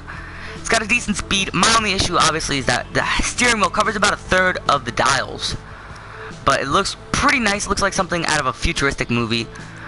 But yeah, let's go ahead now and jump into the supercar selection. So let's go ahead and just, hopefully let this thing load a little bit. Placement, vehicles, delete these things out of here. So next, obviously, is the sports classics. I'm not really going to include any of these. I'll just show you guys what they look like. Stinger GT, vehicles like this, you're probably not going to drive many of these. The, whatever that is, Conquest Classic, what the heck? The Casco, Stinger GT, Mamba, Tornado Custom, Tornado Rat Rod, Mamba, Stinger, you get where I'm going. Here we go. Let's get into the supercar class. So, first of all, I'm gonna not include this. I'm gonna include this car on this list just to bash it. Okay, it is a brand new vehicle, was the most recent vehicle added, and I'm gonna use it just to bash it because it could have been much more than it is right now. Also, I'm gonna include the Italia GTB Custom, the Nero Custom. Also, I would include the Nero Normal, but these vehicles are going to be quite expensive, so don't expect something cheap out of this. And yeah, we're also going to include the Sultan RS, and the Banshee 900R. Ooh, I can't include 4. So I guess I'm going to have a second page of this vehicle, including the Nero, the other one, the stock version of this, the Banshee 900R, and the other one. So yeah. T20, there we go, that's what I'm looking for. Alright, so let's test this thing. So yeah, these are 5 supercars that I'm going to include, and then there's going to be another page of 5, which obviously I'm going to include as well. And, you know, if you're going to have, you know, your whole squad riding around in these, A, that's going to be a lot of people, but B, obviously, you're going to get a pretty good setup using all of these, you know, this set of vehicles I'm going to show off at the end, because they could work together in a perfect kind of way. In a special kind of way, a really good kind of way. So, let's start off with, at the beginning, with the newest vehicle added into the game, the Progen GP1 supercar. Now this thing prices in at about $1.26 million. And you get what you pay for. It looks nice, looks like Turismo it looks like the Turismo from GTA 4, and that's what it's based off of. Well, it's based off of the McLaren something in real life. But it looks a lot like the Turismo we had in GTA 4 from the front. So let's go ahead and just take this thing for a ride, and you get a run from your money. Third of the dials are covered by the steering wheel. It doesn't have too good performance in my opinion. It's a bit slow, as you guys can see. I mean, you know, if you're willing to pay that for something that's too slow, you know, go ahead. But honestly, I'm not making, you know, any bets by using this in a race, and this is not going to be my first choice if I do need to race with supercars.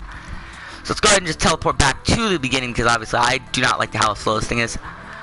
But again, you get what you pay for. You know, you paid $1.23 million. You're going to get a $1.23 million car.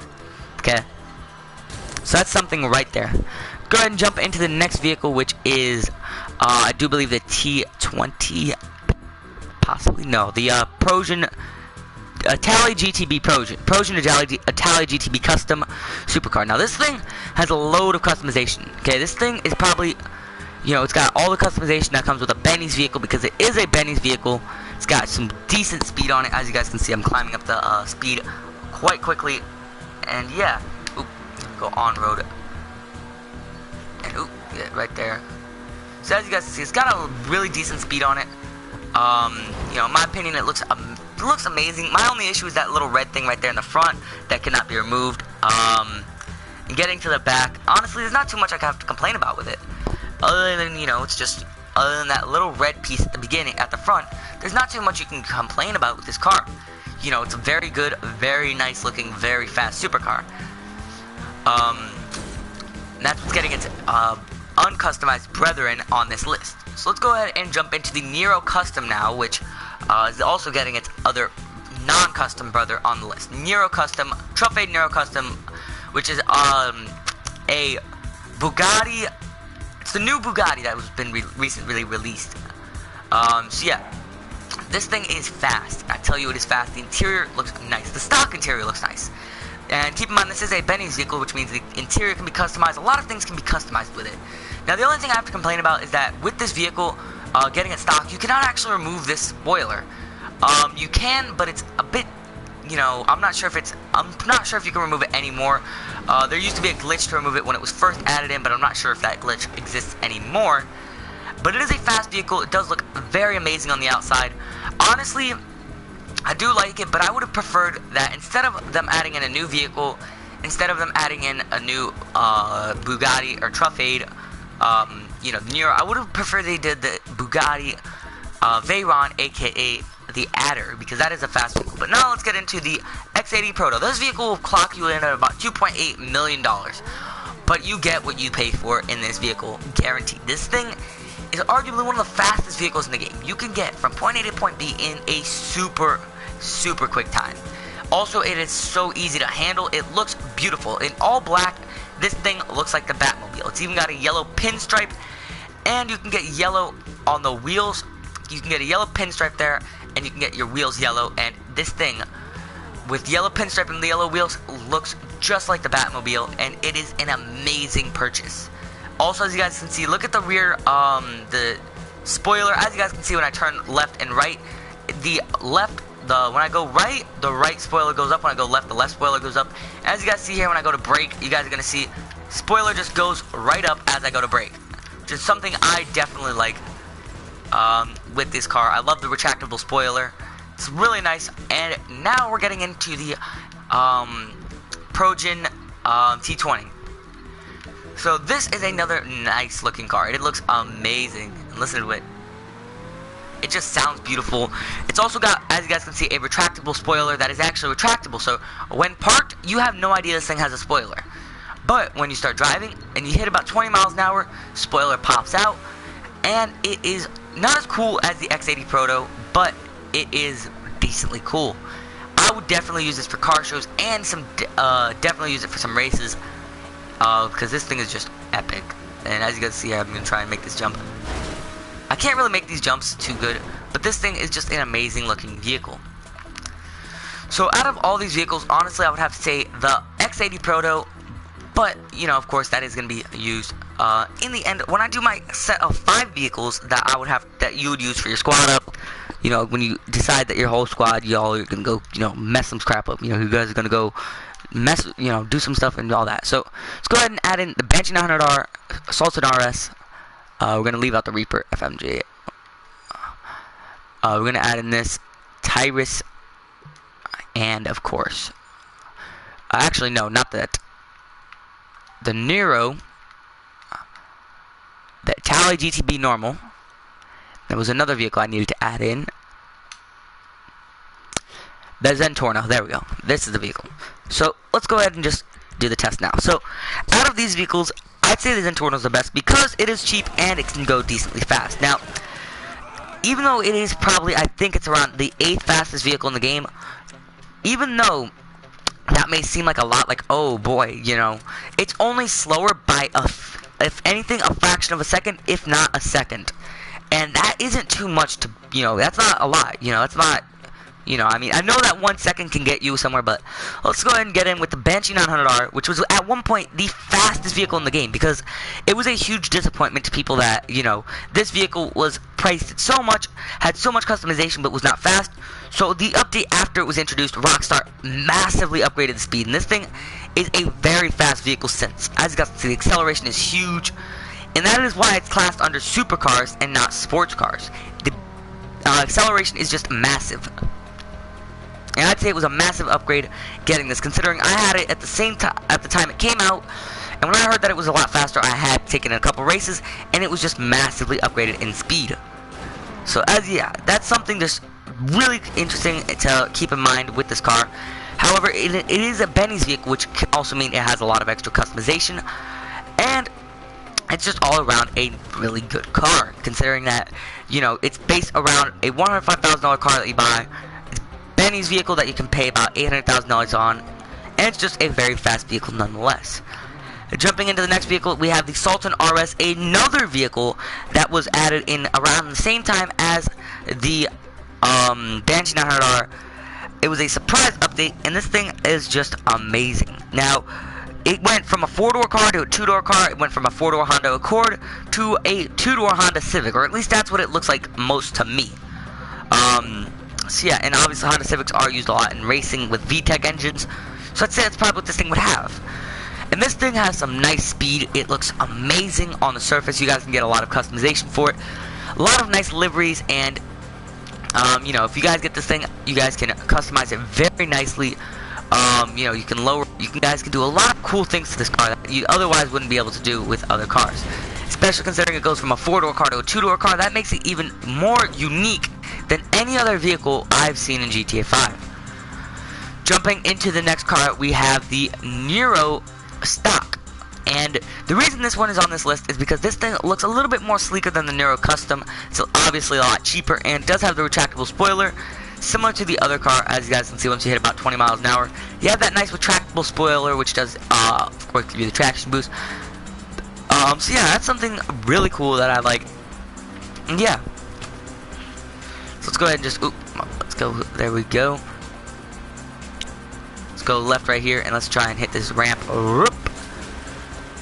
As you guys see, and this also, this spoiler, if you guys, let's say you don't want it on because, like, you know, something you don't like about it, there is a way to actually remove it.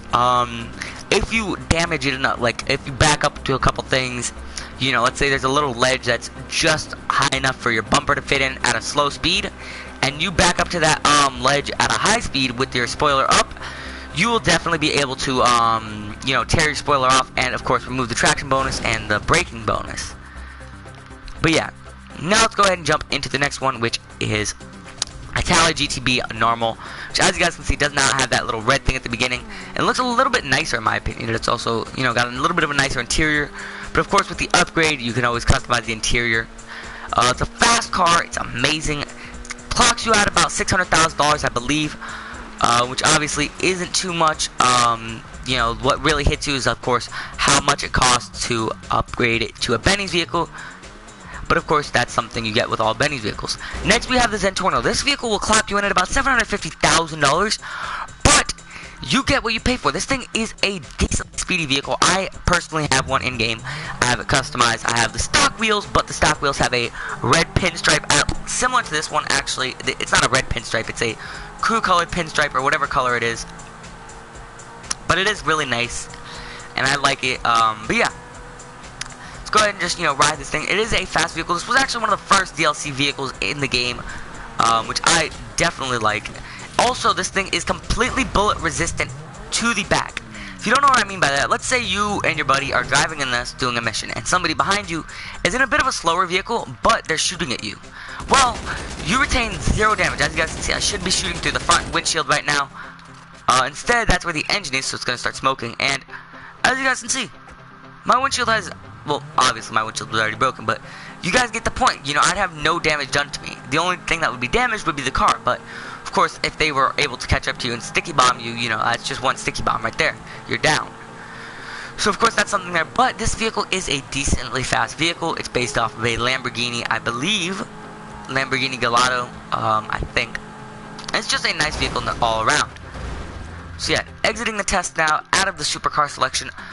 What would my ultimate selection of vehicles for like my squad be for us to just roll around in? Because even though we don't play too much on video, we do actually play around a lot normally. So obviously for supercars, I would have to say, you know, a couple of you guys would, if you're going for cheap pricing, I'm gonna have 2 sets of vehicles here.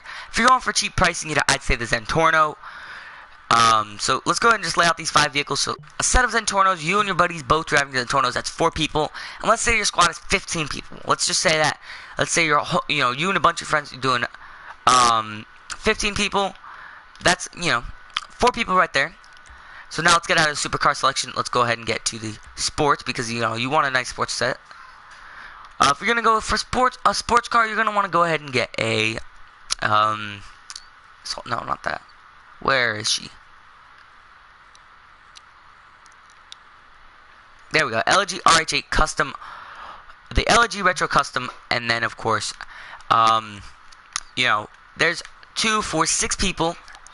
So now you need a jet and a helicopter. So obviously, I'd say the Hydra for your jet.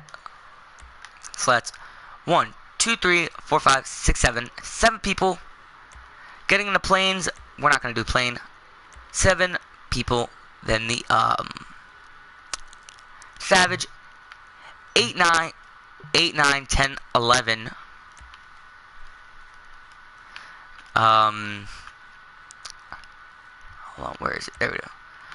12, 13, 14, 15 people. So basically, this is how I do it. Okay, this would be my whole squad up set right here. Now, ultimately, if I was trying to just have the ultimate setup and just having like everybody, you know, the whole thing, like the, you know, the best setup, nobody's gonna mess with us in the lobby because we have literally the ultimate setup of vehicles. We have all the things that you need. Yeah, we have everything, you know. If I was going for that kind of setup, what I would do is I would have, you know, and I'd fly together, you know, I'd ride together, I'd fly together, I'd make sure everybody's together, because otherwise they're not gonna know you're together, they're not gonna know you're a squad up, setup, whatever. And they're just gonna, you know, completely underestimate you. And that's gonna be an issue, because then they're gonna start issues with you. And once somebody sees that they killed you with your Hydra and all that stuff, that kind of, you know, you kind of, there's no coming back from that, basically. It's either, you know, it's that, and then you're kind of scarred. Because everybody's gonna be like, ooh, this guy just got taken out by this guy. This guy's a rank, yada, yada, yada. And then they're gonna see that he keeps getting killed 1,000 times, so everybody's gonna be like, oh, that's kind of weird. Whatever, you know, it's just, you know, randomness. Maybe he's picking on the wrong guy. and they're not going to realize it, and then they're going to go after you and your whole squad, and it's going to get annoying.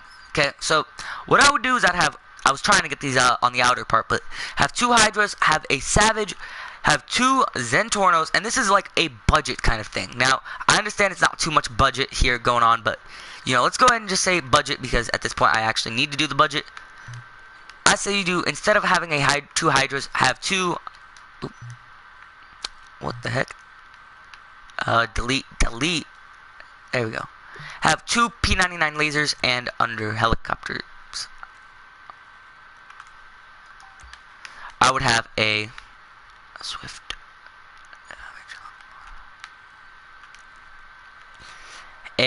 For a cheaper vehicle, I'd honestly say, where is it? I can't even see it. Oh no, I think it's under military.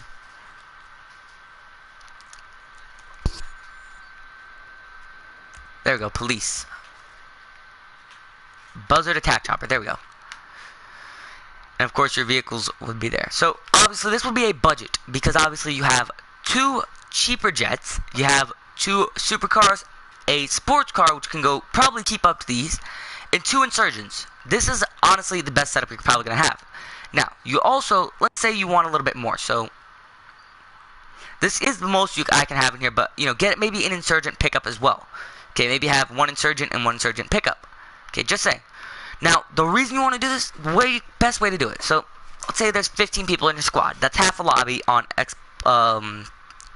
not sure if it's half a lobby on PS3. I think that's a whole lobby, but still, you have 2 jets. So that's 1, 2, 3 for the helicopter, 4, 5, 6, 7, 8.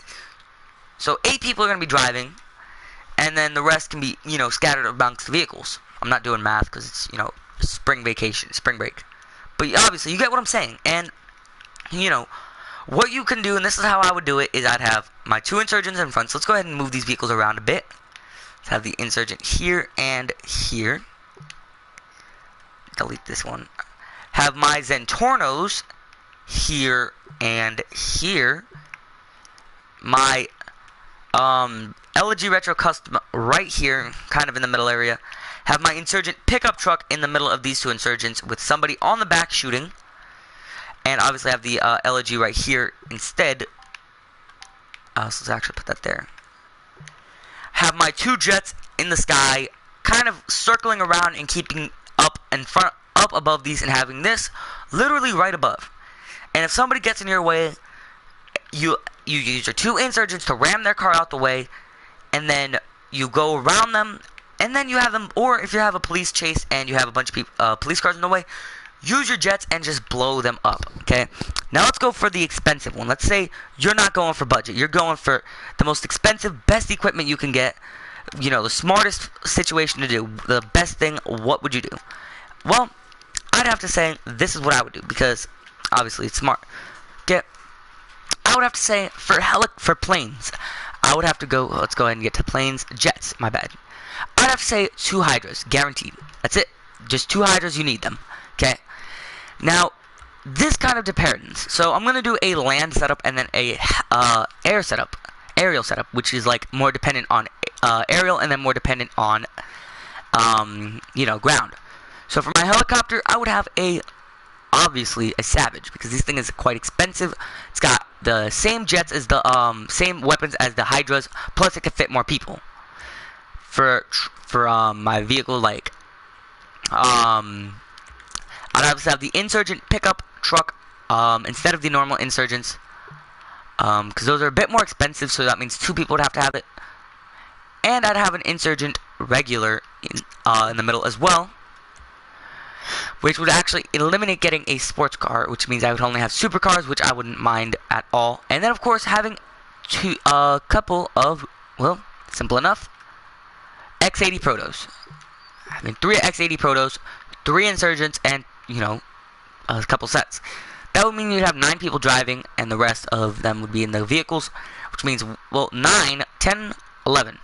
So you have 2 people on there, and then you'd have the other 3, 11, 12, yeah, the other 3 driving, or in the passenger seats of these 3 vehicles here, which would work out perfectly. 2 people in each insurgent pickup, 2 people in the sports supercars, 1 person in the insurgent regular, 1 person in the Savage, 1 person in each jet.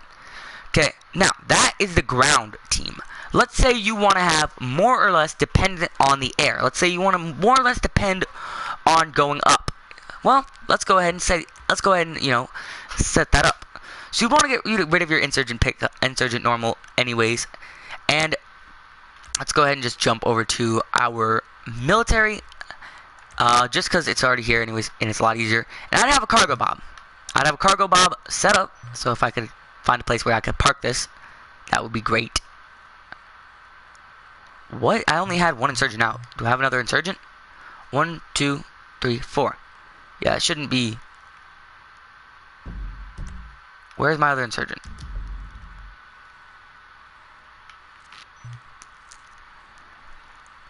Oh, model memory. Okay, that means I have to go to props. I have to delete a couple props. This will hopefully clear up the model memory a bit.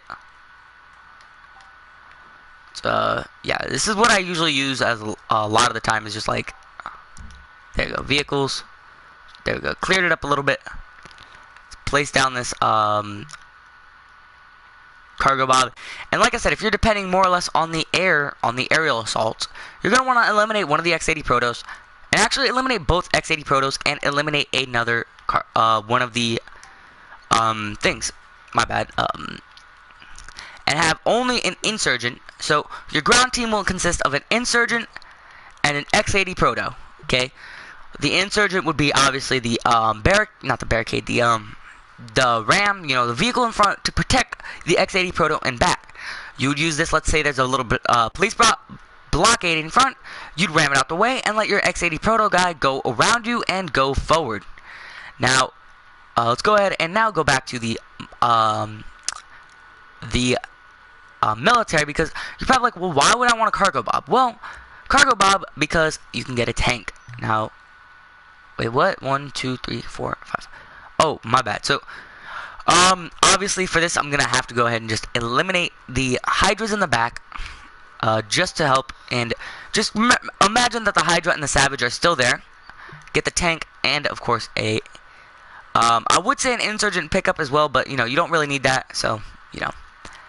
And obviously, I'd also say, you know, something else, to kind of compete with these things, kind of as like, you know, to kind of compete with the, you know, not by too much, obviously, because not much can keep up with the X-80 Proto itself, but, you know, something nice, you know, something fast, and maybe even having, like, you know, let's say your whole squad, just having a bunch of supercars, like, lined up, and just shows, hey, don't mess with us, you know, we know what we're doing. And, you know, that's kind of something there. So, the way this whole squad up thing would work with the aerial assault would be, you have a Savage, you have 2 Hydras, or, you know, you have a Savage, you have 2 Hydras, you have a cargo bob, and you have a tank. And now, you can also have some more vehicles on the ground team, but for now, I can only pick, like, 5 vehicles, so, my ground team currently is just 1 Insurgent and 1, X-80 Proto, because obviously those are still good. And basically, my bad, what you do with the cargo bob is you take the cargo bob and you take your tank, and, well, since somebody can be in the tank and be lifted up by the cargo bob, I would just connect up the cargo bob to the tank, and boom, you now have a moving explosive cannon that is so easy to aim. And what I mean by that is that when you're in the air with a tank on the bottom of you, and you're flying out of a, you know, you're flying around, first of all, you're not going to get too much height with this thing, which is something good, because obviously you're trying to keep up with your friends. Your tank has such a good, you know, shot, because obviously you can control the arm without having to be like, aim down, shoot, get back up, and possibly miss. Okay? Plus, let's say, you know, you get shot. Let's say somebody's like trying to take you out. Unlike the Hydra, and the Savage, even if you get shot, let's say somebody's going after you, they would have no reason to shoot the cargo bob, okay? Because even if they do shoot the cargo bob, there's still a tank on the bottom. And I'll show you guys what I mean by this. So let's go ahead and just land this. Try to, at least. Let's try to land it with the helicopter on top and kind of show you guys what I mean. So imagine this, if you will. So hold on, let's try and... Oh boy. Oh boy, oh boy, oh boy. There we go, oh boy.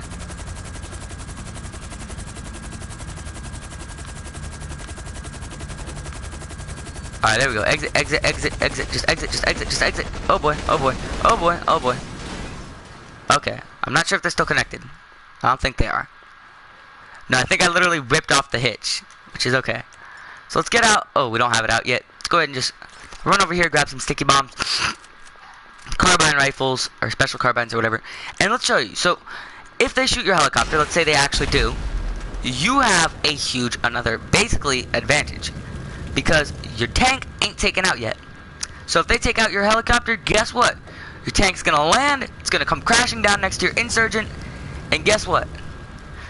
You're gonna just be like, alright, move over, my insurgent buddy.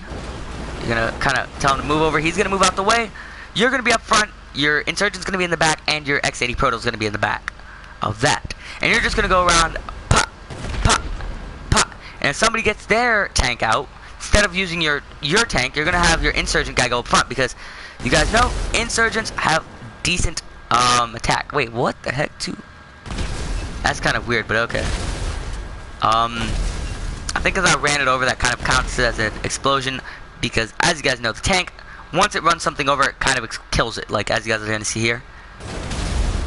Yeah.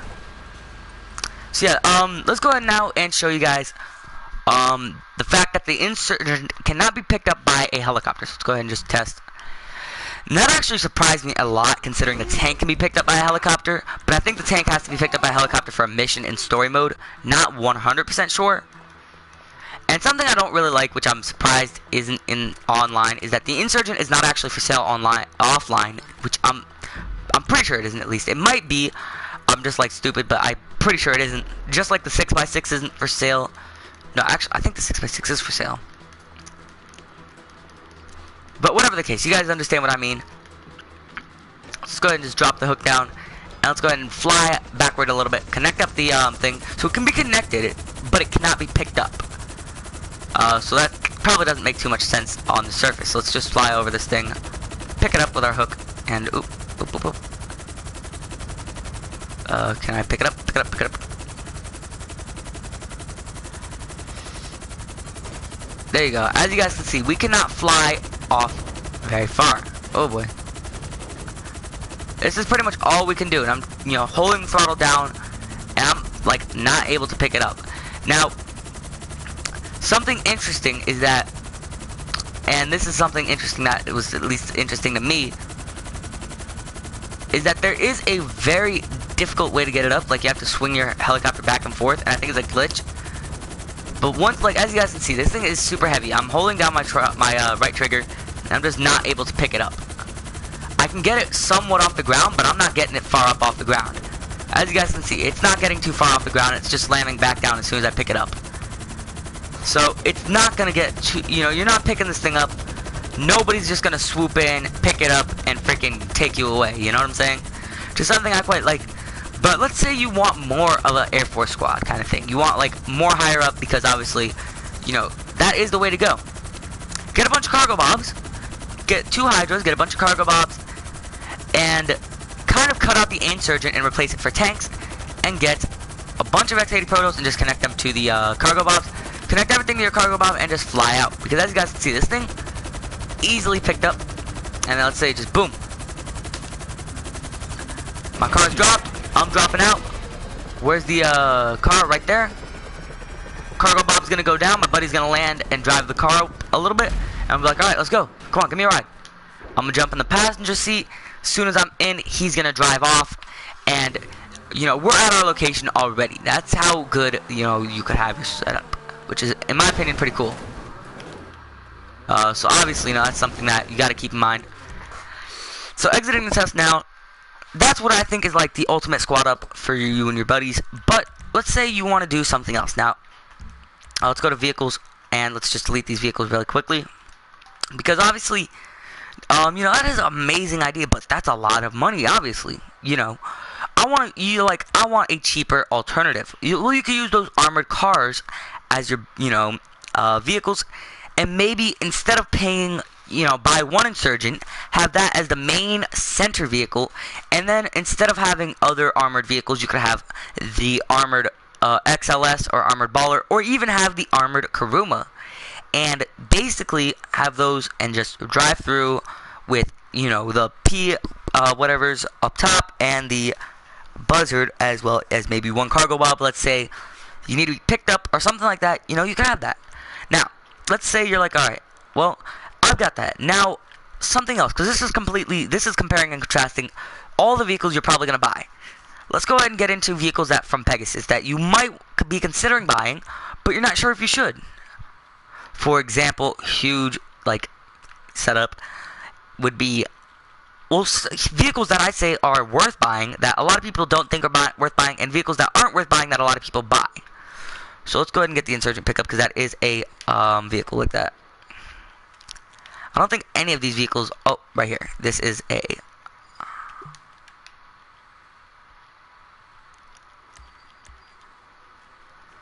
Brick 8. I'm not going to include on this because obviously I've already used that. I've gone over it. Only reason I'm including that is because obviously that is something that you're majorly going to consider. Well, however, the Brick 8 without any weapons and major weapons, you're probably not going to consider it.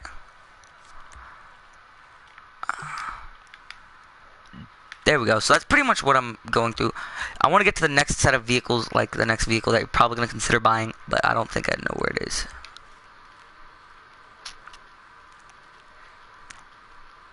Yeah, okay. So let's go ahead and just compare these vehicles here. These 5 vehicles that I've laid out, which are all Pegasus vehicles, and you probably have considered buying them at one point or another.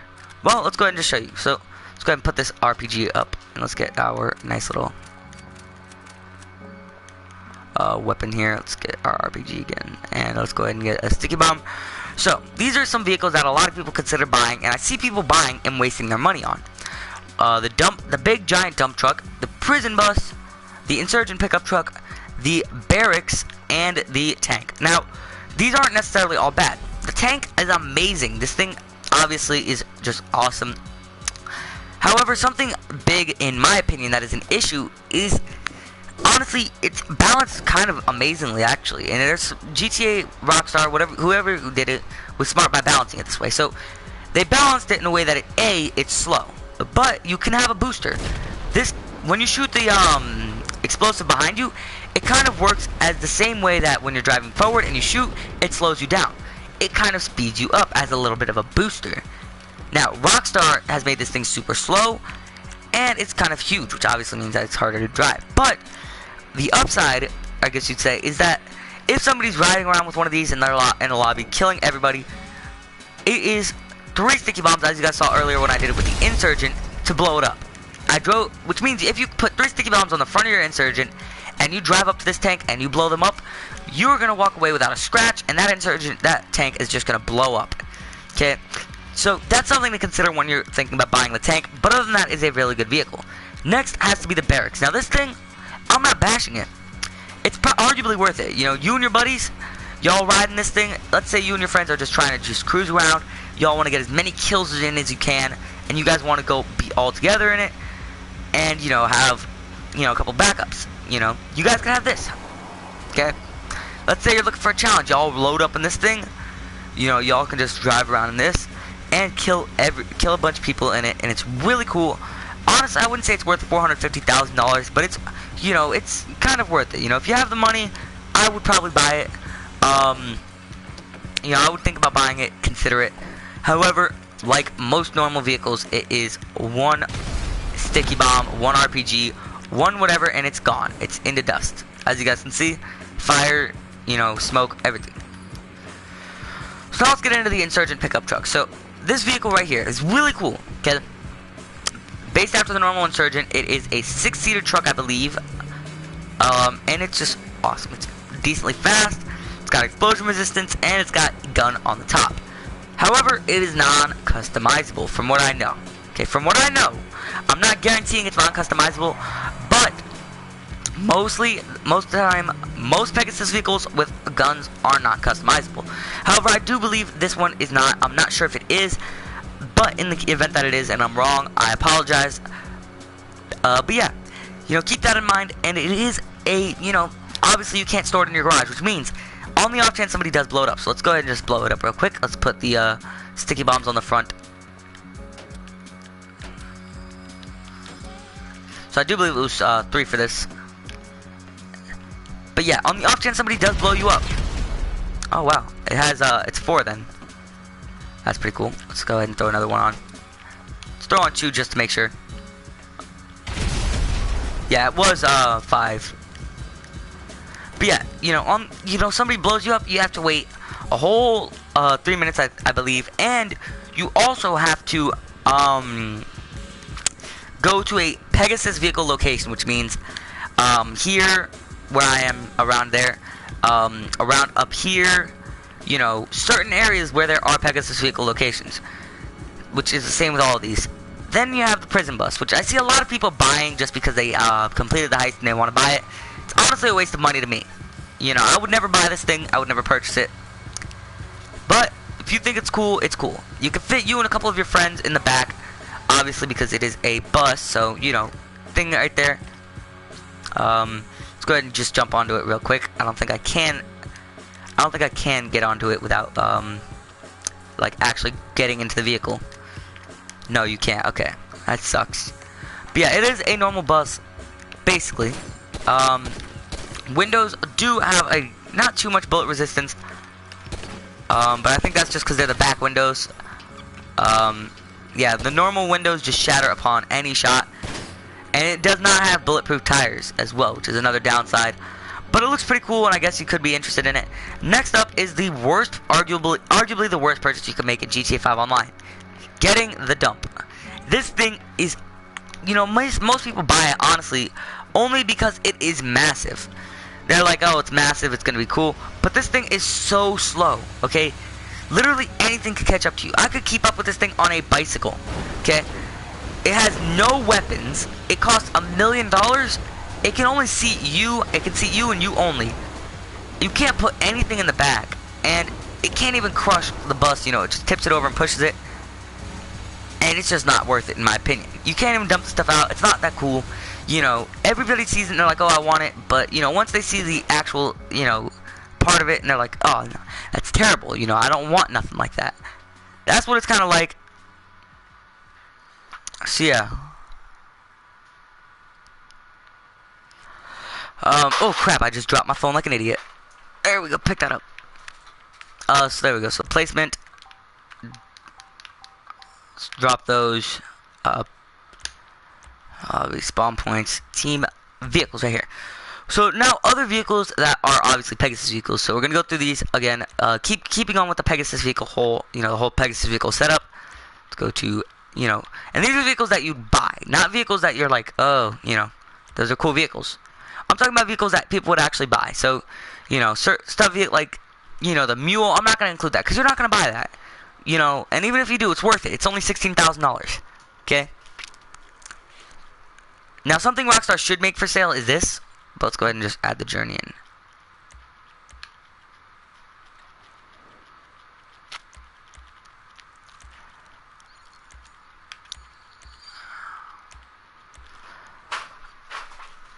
Not many on coupes or sedans or muscle sports, classic, super SUV. SUVs, I think there might be a few Pegasus vehicles under SUVs. I don't think that many. Oh, right here. Crusader.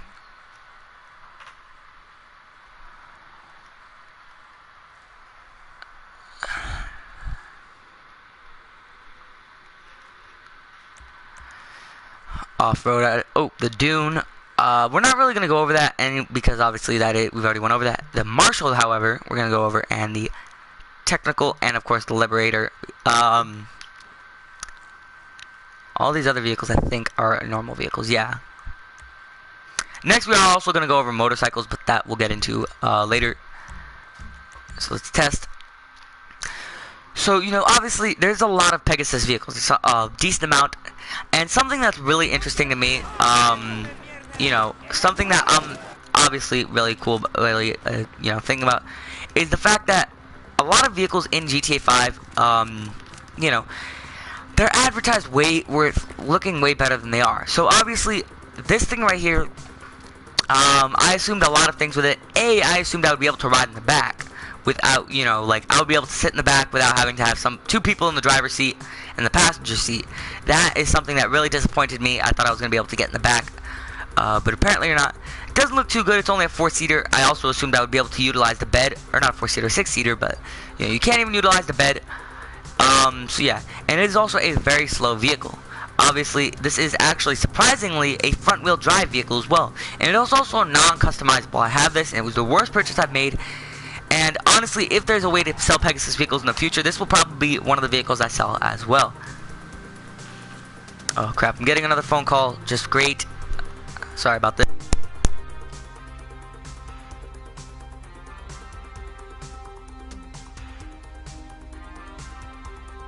Oh, she acts like it's the first time I'm watching my brother. Everything okay? Everything okay? Everything okay?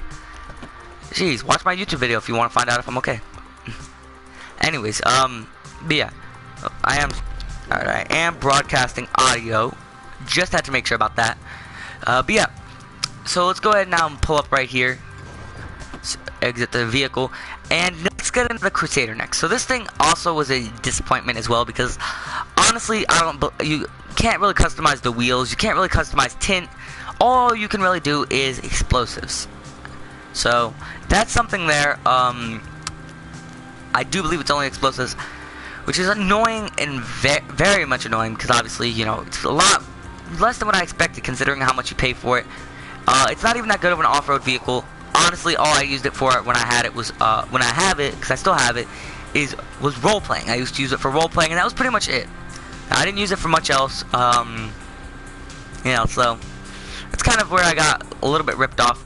Next is the 2 monster trucks. So I'm kind of classing these two as one because they're both monster trucks. Only difference is their style, but I do believe they have the same engine work and all that. I could be wrong, but you know. These monster trucks, the returning players one, which I have on my other user, is very much worth it. I very much liked it. It was cheaper. I have the United States one, and it was just nice. Honestly, it was nice. However, the Liberator wasn't worth it. It was $700,000 when I bought it. You know, I still don't like buying it, and I think I'd probably sell it. However, I wouldn't sell it on this user, because this one is not a returning players user, which means I don't have the Liberator or anything like that. I don't have the Cheval Marshal. I only have the Liberator, which does suck a lot. But on my other user, Jason Likes WWE, where I have the Marshal, I would most definitely trade it. Most definitely get rid of my Liberator just to keep, you know, instead of the Marshal, because the Liberator is not worth it. I got it because obviously it was an exclusive vehicle and, you know, stuff like that. So yeah, but at the same time, it is also a collectible. So, because you cannot buy it, you can only buy it around Independence Day. I bought this instead of the Sovereign, and I probably will buy the Sovereign next time it is around for sale. But you guys can see it's the same interior kind of thing. Only difference is obviously the outer part, and this is, you know, Independence Day special, which obviously means that it's going to be all American themed. If it was customizable, you know, if I could put normal rims on it and take these off-road wheels off of it and just make it a nice show truck, I would most definitely do that and most definitely keep it. But because Rockstar is not letting us customize these vehicles, that makes them that much less cooler, because even Rockstar even posted on their I believe it was their Twitter, a picture of this vehicle customized, but obviously they removed it because people started asking how was that Liberator customized, yada yada yada, because they did not support modding in any way, but of course they were modding themselves. Next is the Rebel, the Korean Rebel, or the Technical. So this thing obviously has a nice gun mounted on the back, which can be used. Also, keep in mind these vehicles right here are not bulletproof tires, as you guys can see in probably here if you listen. Tires get flat. Same with the Liberator. I thought. Oh, I guess not. I thought on story mode at least these tires are flattened very easily. So that's actually quite shocking that these tires don't flatten like that. But yeah, you guys can see this gun does work pretty good. It's a pretty effective weapon. Yeah, the Technical is probably worth it, arguably at least. You know, and it's a nice vehicle. Honestly, I'd probably use it. I'd probably buy it if I could use a gun that's mounted on the back from the cab, but obviously that doesn't make too much sense. So, you know, I can understand that. So yeah, getting out of the Pegasus vehicles now, because, you know, you guys have seen these. Let's go ahead and jump into motorcycles now. So, that's probably like a huge, like, what, bruh? But obviously, I am trying to compare all these vehicles to one another, tell you guys which one's the better one, tell you guys which ones you guys should buy.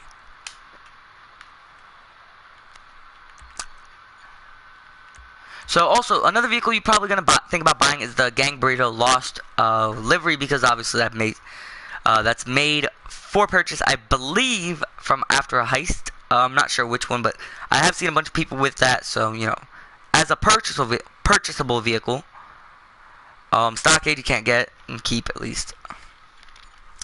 So, Yoga Classic as well, that's something I would not buy, or the Rumpo Custom. Like, these vehicles are all overrated a bit. So let's go ahead and just, you know, eliminate these. I mean, you could keep this, you know, from GTA 4 if it brings back memories. Honestly, I'm actually going to drive that around a little bit, you know, just to show you guys what it's like, because it is a pretty cool vehicle. So there we go. So let's get now the vehicles that we're going to go through. So let's go to the motorcycles is what I'm looking for. Motorcycles right here. So motorcycles I would get. Batty 801. This vehicle is about $9,000, I believe, and it is quite fast. I actually like it. I have one and I very much enjoy it. Damien, again, you could steal it or you could get it. Faggio, I would not recommend. Hexer, that's about $12,000, and it's not too bad. It's a bike from GTA 4. Bikes I would get, the Thrust, that is a nice bike introduced with ill-gotten gains. Sovereign, I guess. The Hakuchu, I guess that's like a Chinese bike. The Vindicator. So yeah, I gotta remember Vindicator is where I was, because obviously you know, motorcycles are easy to flick through. Alright. But let's go ahead and get through these. Let's go ahead and just jump, click to pause, teleport over there. And yeah, I do also want to recreate this map again, because this map used to be an actual military versus cops, where I had the police and it was like a team deathmatch, but it's no longer that. So this is a Vindicator, and these bikes are more or less cruising bikes. These bikes are like, you know, you can go fast with them, obviously, you can get high speeds decently, but they're more or less cruising bikes. As you guys can see from the front, it's like one of those older Honda bikes that has, you know, big front, like I don't know what the name of the bikes are. I don't know why I said older Honda bikes. But yeah, it would be really cool if this had like the back, you know, saddlebags like Franklin's bike does, the Western Bagger, I believe it's called. That would be really cool, like the Sovereign does. Like, if it had the back of the Sovereign, but the front of that bike would be really cool. This is the Hakuchu. This thing is fast. Not gonna lie, this thing is like about, you know, it's faster than the Batty 801, and it looks kind of like, okay, but obviously not, you know, the best of bikes, you know. Obviously, I do like these bikes. I like these bikes, but I can't really drive bikes very good. I'm not that good with driving in game. The vehicles I'm good with are choppers, you know, bikes like this. Like the Sovereign, which obviously I'm not even going to drive it too much. I'm just going to turn it on, drive it a little bit, you know. And this is pretty much the bike, you know. Like, I would get this if, you know, when the Independence Day update comes out. And then we have the Thrust. This was introduced with ill-gotten gains, and this is a very good bike. This bike is arguably one of my favorite bikes in GTA 5 offline, because it's, you know, it's free offline, and, you know, I mean, I use it all the time. Well, it's not free offline, but it's cheap offline. And online, you know, it's a bit too expensive for me to buy. I wouldn't really buy it even if I did have the money. So, you know, that's kind of something there. But, you know, it does look nice. Next up, honestly, this is just, you know, me seeing what this thing is, because you can purchase this. I do believe that since the update, they've changed it so that way you don't have to be a certain rank to buy any vehicles, and you don't have to be, like, they've removed the rank locking, so that way, if you're level 1, you could buy the tank, if you have the money, and I believe they've removed the, heist lock as well, so that way you don't have to complete any of the heists to get the vehicles, because I know the Armored Kuruma is a vehicle you have to complete a heist to unlock. So they've removed that, but there's a sell price on it. Basically, like, you have to pay extra, you don't get it for a deal, which I honestly like. Kind of like how they have with the special vehicles, which I quite like as well. So let's go ahead now and placement vehicles. Let's go ahead and just delete that. try Vindicator. So now we're gonna skip over this one, skip over that one, skip over that one. The Gargoyle, actually, it's a shame I can't get it in its livery, but whatever. Gargoyle, I don't even know what that is. Hakuchu Drag, honestly, I'm gonna try this out and see what it's like. The Chimera, you guys know this is a crappy bike, so I'm not even gonna bother. Zombie Chopper, bring back memories from GTA 4. Now these are, what's classified as the motorcycle is what can be placed inside of your garage, your garage, your garage, I guess. I don't know what else to call it. The motorcycle club. If it can be placed inside the motorcycle club garage, it's considered a motorcycle. So the Faggio mod and the Faggio custom, I would never get. This looks like my old Metro do, and this just looks like a freaking crappy scooter. So obviously I would not get one of these. They are also slow, but you know, if you like them for like the way they looks, I guess. The Damien custom, whatever it is, Damon custom. Honestly, I don't know. I think this is just like a custom variant, like not even custom, just like a couple upgrades on it. Which I guess is cool. I don't even know how you would purchase this, but still. The Shitaro, the Diabolus custom. Again, not sure how you get it. This is the Diabolus, this Diabolus custom, so I guess whatever. And yeah. I'm also gonna go ahead and just, what bike can I remove? I'll remove the Gargoyle because that's been in the game forever. Yeah, there we go. So the FCR 1000 custom, there we go.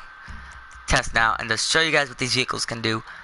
Yeah, you know, I would not recommend getting a motorcycle to just drive around in, because obviously they're kind of a rip-off in my opinion. You know, I mean, I cannot drive them that well.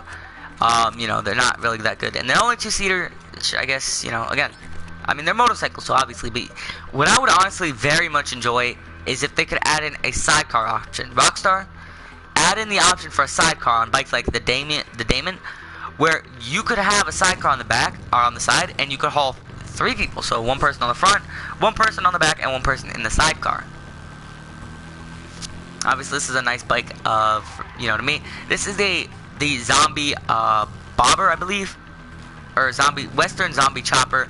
This is my favorite bike from Grand Theft Auto Lost and Damned, and honestly, I used to, even though it wasn't your assigned bike, like the Hexer was your assigned bike in GTA 4, this bike, I believe it was, jeez, I'm not exactly sure who, I can't remember whose bike it was, hold on. Yeah, I can't remember, but I used to order them. I have one stored where you could park your cars, and that used to be my go-to bike. You know, if I could do anything not involving my Hexer, I would get that bike, because that bike was nice. This bike right here is really cool looking, but honestly, I don't know. It's got decent speed, actually. But, you know, again, I don't understand that back wheel thing. Maybe you do, maybe it's like a drift thing, maybe it's just like to help with speed. I'm not exactly sure. But yeah, let's go ahead and just leave that. Let's get the very apparently fast bike, the FCR 1000 custom motorcycle. This thing is fast. Apparently, it's fast. Honestly, it looks ugly to me. It really does. Like, it doesn't look like it belongs.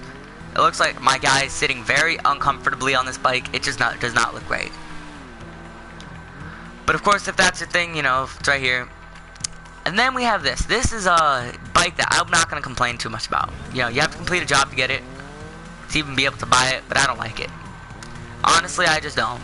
You know, maybe you do. I'm not too convinced on it. So that's that bike. This bike right here, though, you know, another one. This one seems to, you know, be pretty fast. You have actually decent first-person view where it tells you how fast you're going, which I quite like. I'm going to try and hit this stunt ramp. I highly doubt I'm going to be able to do it. Yeah, I didn't think so. But yeah, those are the motorcycles in-game. And now, there's a few miscellaneous cars I'm going to go over that a lot of people are usually interested in. when they get some money, they're like, all right, I've grinded for this much money. What car should I get? Let's see. So, you know, and this is like normal cars. So, yeah.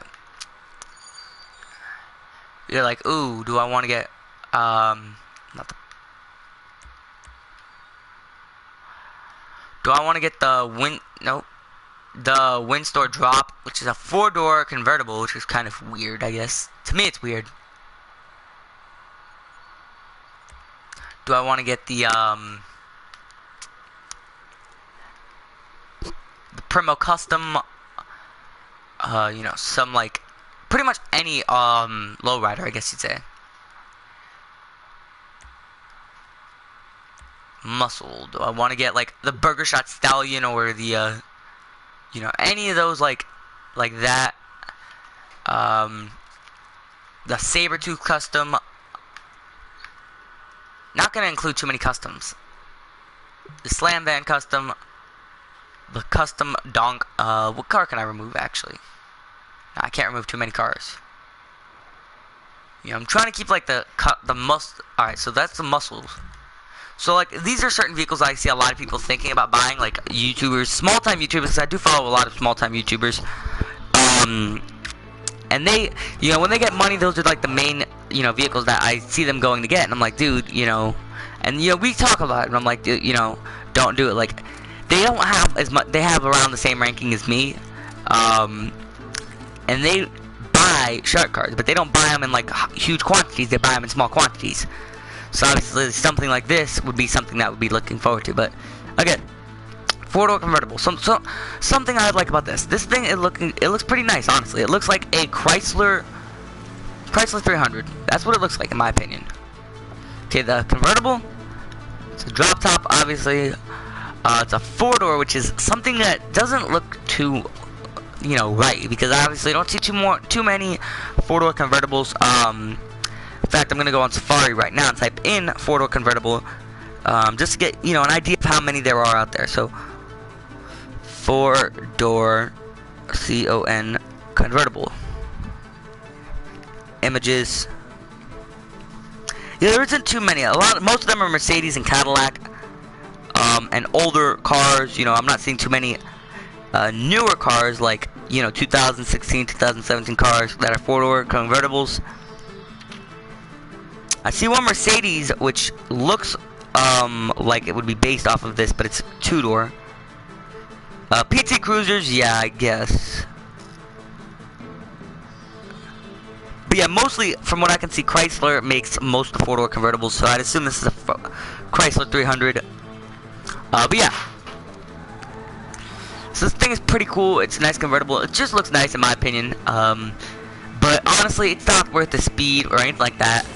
Next up, you have the Primo Custom. So a lot of people get this because it's cheaper. It's a cheap car, $9,000. You know, you can get upgrades and you can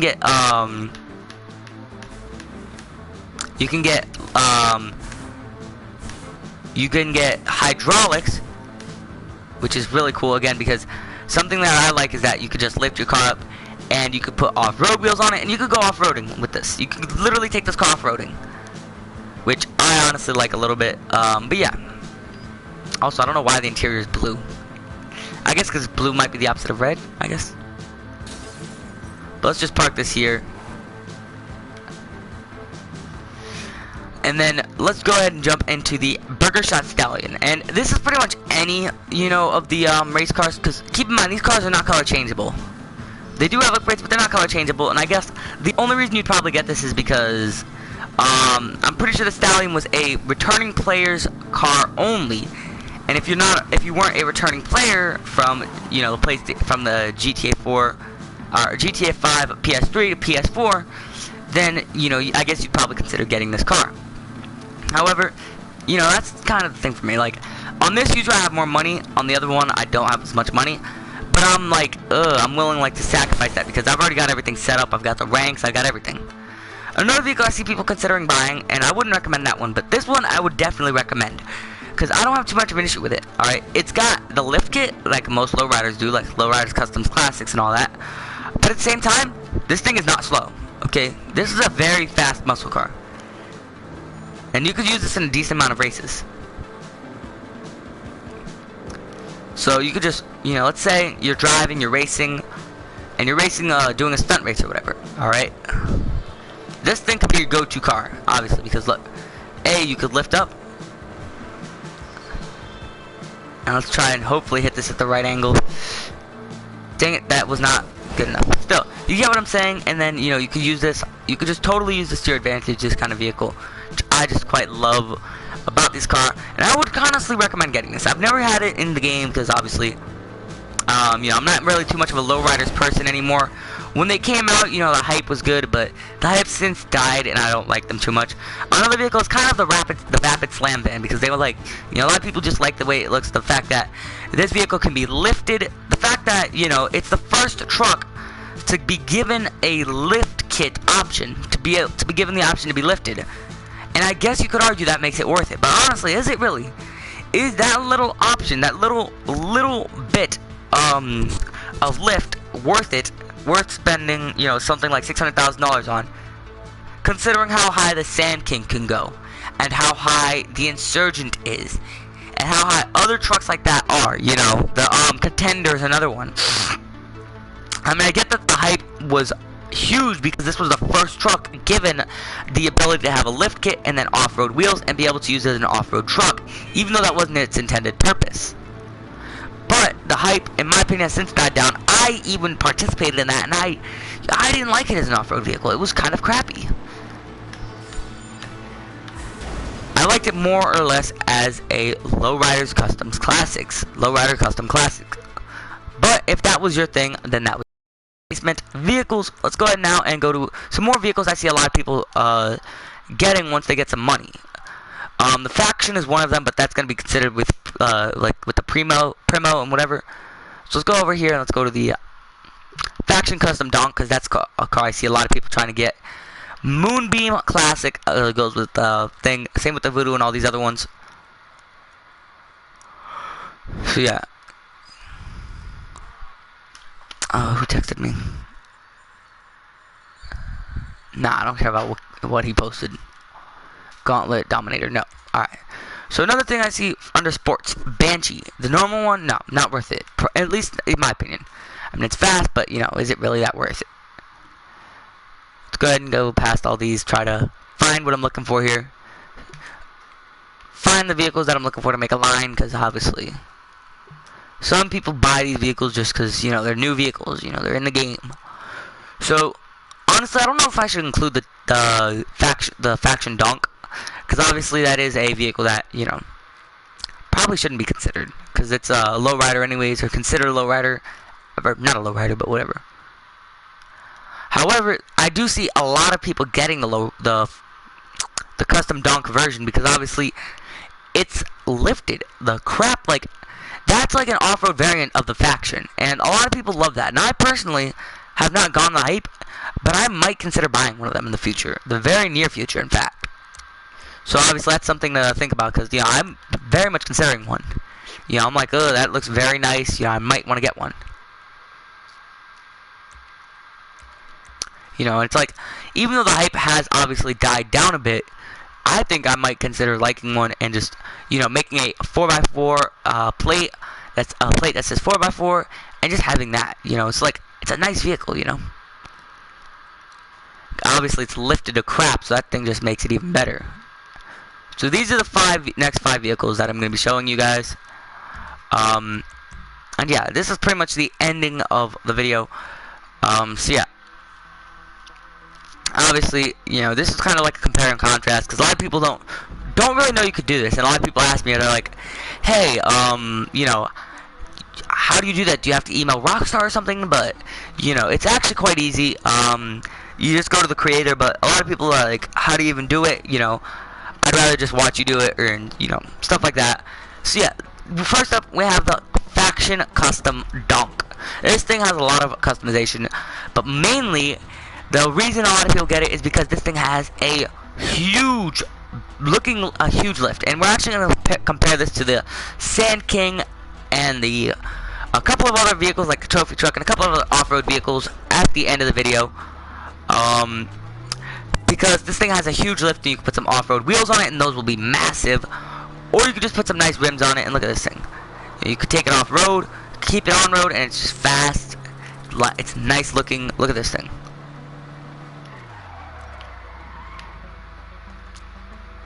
Look at this. The rims as well. I love those rims, honestly. These are actually my favorite rims in GTA 5. I have them on a lot of my vehicles in my custom garage.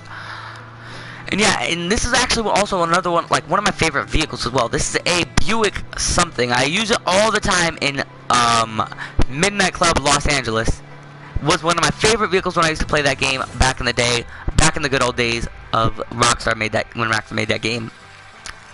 Next up we have the Stinger GT, another vehicle commonly bought because a lot of people are like, ooh, it's fast, you know, it's a custom car, it's a classic car, it's expensive, it's going to be probably one of the fastest in the game, you know, yada yada yada. It's not that fast. I mean, it's fast, but it's not worth it, basically. I wouldn't bet money on me winning a race with this thing against like X80 Protos and real race cars. But if it's a sports classic, you might win with this. Maybe.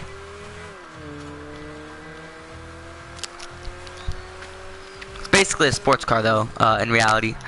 Up next we have the Drift Tampa. Not the Drift Tampa, my bad. This looks from the front a little bit like the Drift Tampa, but it is in fact the Onius something. It's right there in the right above the kills. There you go. So yeah, this thing is Obey team. I think that's Audi team, so it's an Audi something. And the inside looks nice. It's got a padded roll cage. It's got custom interior. You know, modern seats look nice. And yeah, I'm not sure what's going on with the window there though. It's kind of weird, but still. Let's go ahead and drive this thing down. It looks a little bit kind of awkward on the inside though. Let's crash it up into this car though. Let's go ahead and jump into this car here. This is the in the right. I can't even pronounce that. I'm not gonna try. There it is. And this thing looks all around nice. This looks like an older, classic kind of a car. It looks like, you know, you drive it around a little bit. And it's got the retractable headlights as well, kind of like the Ruiner 2000 and a couple of other vehicles. Very few vehicles have that, though. It's got nice speed, and it looks nice, in my opinion. Interior looks amazing. It looks like a Benny's car in all actuality. It looks like a Benny's car, which is quite cool. But yeah, that's something I like. The retractable headlights kind of have me sold.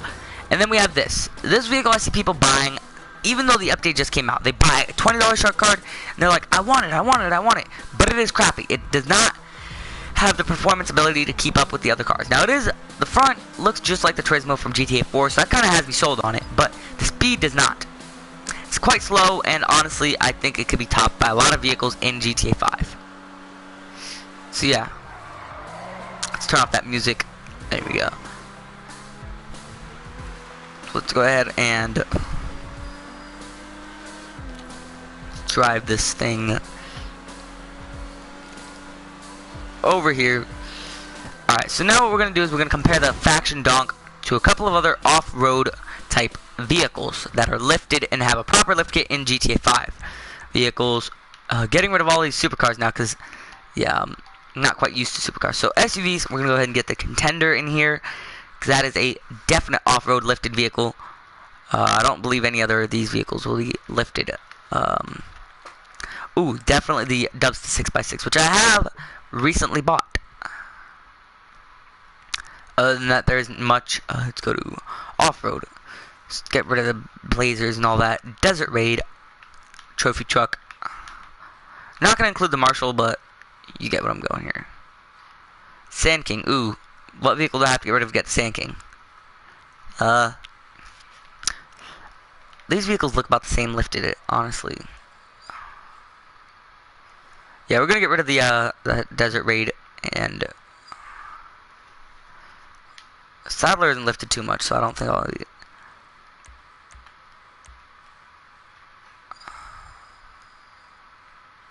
Ooh, even the Mesa, that's something I definitely need to include. Yeah, the Mesa has a huge lift. I have to put that on there.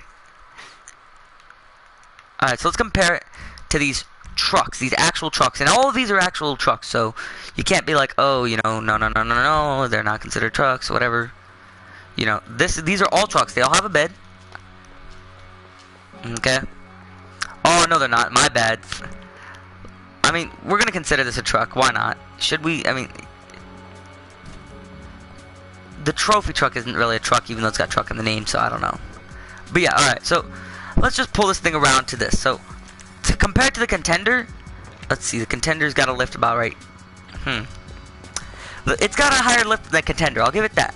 It's got bigger, beefier tires if you put off-road rims on it. It's taller than the Contender, as you guys can see when I swipe my remote to the left. From the top, with the gun aimed to the very top of the tire, swiping it to the right. It is a lot bigger than that one. And then the lift, when I just swipe my remote to the left, this Contender is a lot lower. But the Contender, however, has a much better suspension than than that. As you guys are gonna see here, as I pull up here, as you guys can see, look how low, look how much our wheels drop. Like, these things drop so much to keep my, character, in the vehicle. So I'm gonna go ahead and switch my remote because my remote is about to die. So you guys are gonna hear no audio for a split second.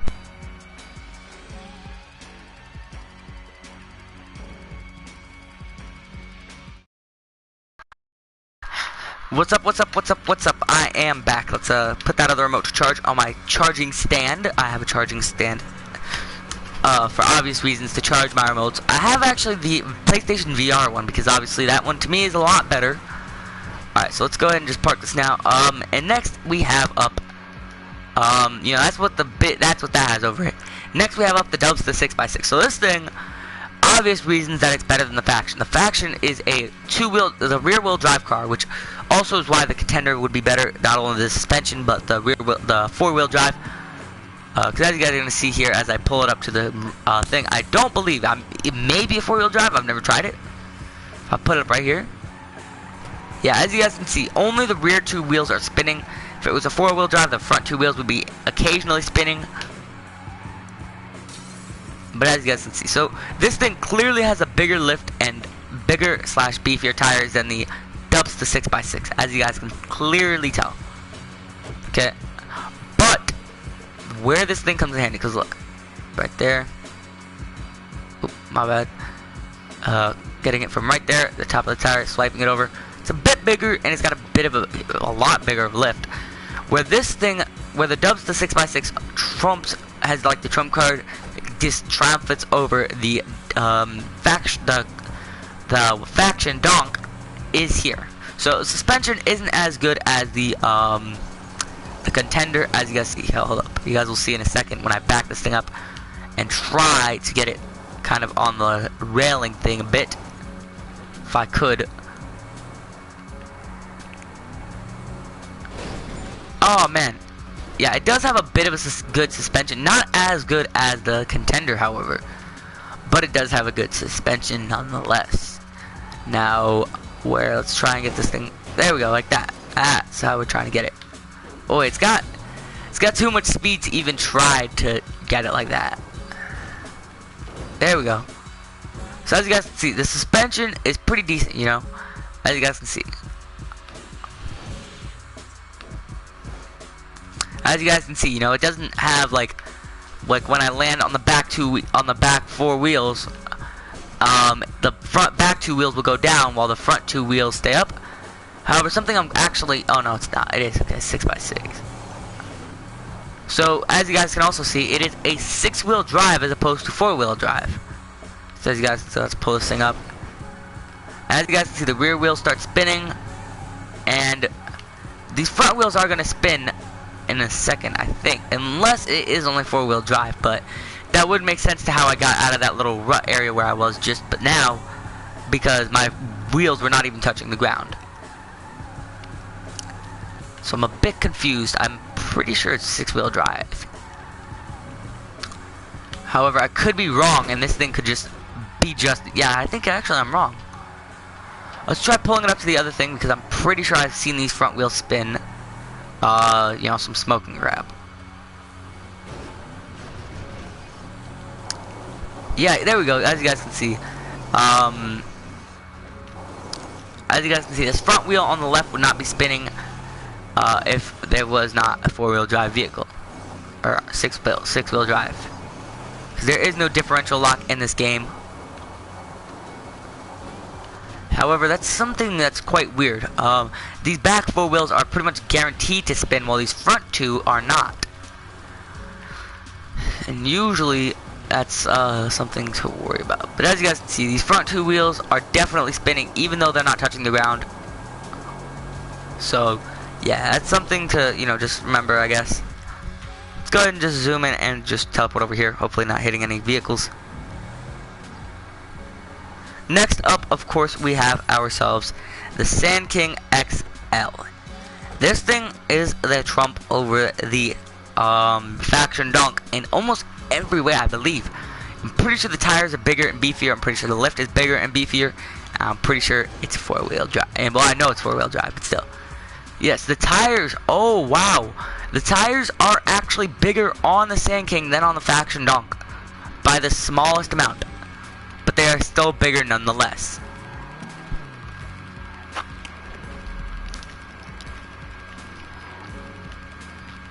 The lift is, let's see how the lift is. Lift is definitely bigger on the Sand King XL than the Faction Dunk. And it is, of course, a, there's also a 2-door version. But, you know, this thing is, of course, got some suspension. As you guys can see, as you guys would normally see. You guys already know this thing is a 4x4. This thing's been in the game since day 1. Y'all don't believe it's a 4x4, just, you know, go on certain websites. And as you guys can see, suspension isn't as good as it could be. Of course, that could also be part of the fact that, you know, it is such a beast. But still, as you guys can see, that front left wheel of the suspension is buckling. And this bottom front right wheel is just out to reach the ground so it can spin. And this back right wheel is buckled, and this bottom left, or hold on, let me reset that. Front left wheel is buckled, front right wheel is loose, back right wheel is buckled, and the front, or the rear left wheel is just loose. And that together allows it to then escape, basically. And that's something that is amazing about it, and it is a 4-wheel drive vehicle. As you guys see here, I'm spinning all 4 tires, occasionally spinning the all 4 tires. It's more or less all-wheel drive than 4x4. But yeah, because obviously you have no control over when the wheels spin. Next up, we have the Mesa Merryweather Jeep, basically. Now this thing has a bit of a height, I think, advantage. I might be wrong. Oh, I am wrong, I think. Hold on, let me line up the pistol again. I think they're actually the same height. Wheels on the Mesa, I think, are bigger. Yeah, no, they're not. Okay. So, where does this thing triumph it? It doesn't. This thing is the worst off-road vehicle in GTA 5. Honestly, I think it's only here for the looks. Okay. I'm going to show you guys the suspension. I'm going to show you guys the 4x4. The quote, air quote, 4x4 abilities. Because it says it's 4x4, but it's not. I don't think it really is. So, look at this. Can't get over this, even though all the other trucks were able to. Let's try and get it at a decent speed. No. Let's back up, maybe get a running start. Oh, maybe.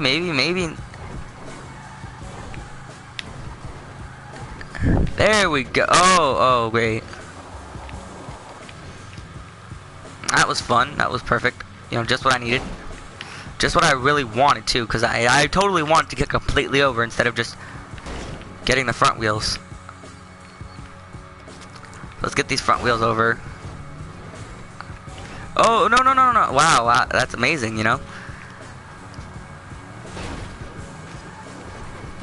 Okay, wait, stop. Alright, perfect, back it up. As you guys can see, the suspension, crappy. Okay, it's not, I mean, it's not perfect, but still, I'm not gonna complain. Oh boy. As you guys can also see, or rather can't see, it's not a 4x4. Which means that it's not gonna move. As you guys can see, not a 4x4 freaking truck.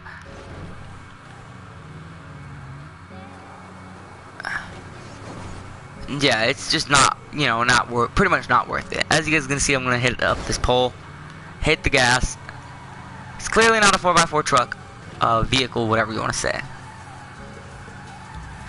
Yeah, makes it even more sucky.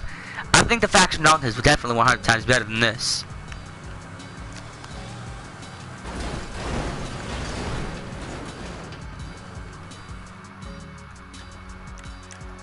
But of course, that's just my opinion personally, because obviously I don't quite like this truck. Try and knock this thing over. How can I knock this thing over? I can't.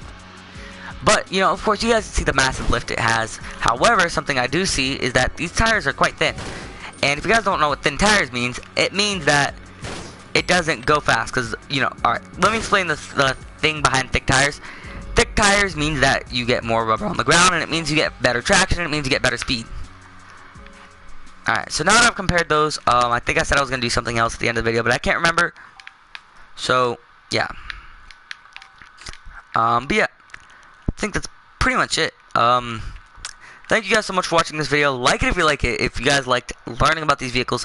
Share it if you like it, and subscribe if you're new around here. I don't make videos like this every day on my channel. I make GTA 5 videos every day on my channel, which are a lot different than this. But, of course, this was a bit of a different video, so tell me if you guys liked it. You know, check out my channel if you guys are new around here, and subscribe, you know. Click that subscription button. I think you guys would very much like it. And before I end out the video, you guys can go if you guys already know about this, or you don't care, but it's about more or less the vehicle's exit to Grand Theft Auto Online. If you guys already know about the whole rank dropping thing, and if you guys already know about how, you know, they drop the ranks so that way you don't have to be any rank and you can get a tank at level 1. Because obviously that is something that's interesting and something that I don't quite like. I do not like that, because I know that there's going to be some kid who's like, Mom, no wait, Mom, please give me $100 in GTA money. And the spoiled little kid who's probably like 12 years old, his mom's gonna be like, oh, fine, I'll give you $100 for your game.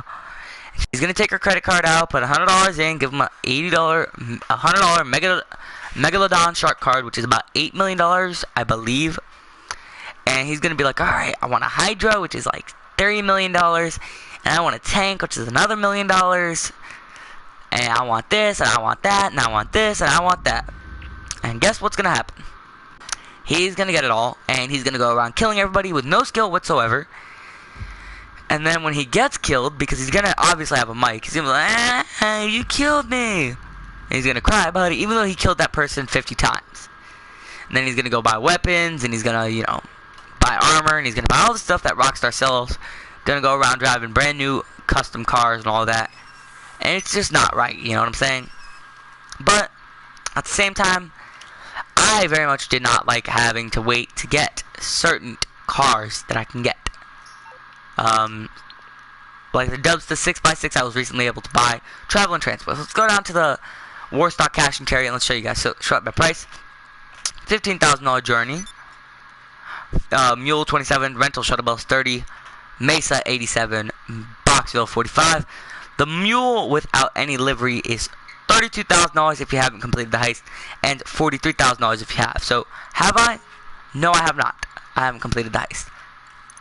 I did the last heist, but obviously that doesn't count, I guess. It unlocked a lot of the vehicles for me, but not all of them. Then you have the Crusader, which is $225,000. Dubster 6x6, which is $250,000, basically $450,000 for the barracks. The Wastelander is $658,000 to $495,000. Bus 500, yada yada yada. Insurgent 675. Technical $950 to $1.263 million. Brickade is $1.11 million. Technical is $1.12 million to $1.489 million. Blazer Aqua $1.32 to $1.7555. You guys already know the Insurgent. The tank is $1.5 million, which I might consider purchasing in the future, now that there's no rank restriction. Turreted Limo $1.65. Phantom Wedge $1.92 to $2.53. Cargo Bob, all this stuff. Buzzard Attack Chopper, the Savage, which I didn't even know you had to complete a heist for. The Jet Stam, Cargo Bob, Armored Boxville, which is expensive. I didn't even know it was that expensive. Rocket Voltic, Valkyrie, Ramp Buggy, and Insurgent. I had no idea the Armored Boxville was that expensive. Like, that is a freaking, that is extreme. So yeah, thank you guys for watching. Like it if you like it. Actually, I actually skipped this. $731,000. I may buy the prison bus. Hold on. Fit 11 people and, oh, dang it. I read stored in personal garage, so I was like, oh, that's lit. But nah, it can't be stored in the personal garage. Let's see about other, certain other vehicles, like technical Pegasus vehicle. Nope. Alright. I know the turreted limo. Yeah, Pegasus vehicle. Let's check a couple of other vehicles before I finish the video. Boxville, I'm pretty sure it's a Pegasus vehicle. Yep. Let's see.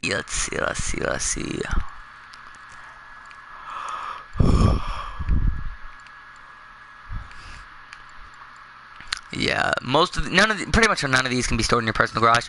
But I'm gonna go ahead and show you guys the my new Dubsta 6x6 since the restrictions have been removed, and I think that actually, hold up a minute. That also means that there's another vehicle that I might need to check out. Let's go ahead and filter list all vehicles. No, wait, exclusive stock. It might be under exclusive stock because I think that's what the Armored Kuruma is under, considering it's a heist vehicle. So let's see. Nope. No. I mean, it's $86,000 for considering that you can spend $65,000 or $86,000. It's honestly pretty much worth it in my opinion. Considering that you're not spending too much more. Let's go ahead and go back to the exclusive stock list. Let's just continue looking at the vehicles. So we are, yeah. That's pretty much the only vehicle that was added in to get.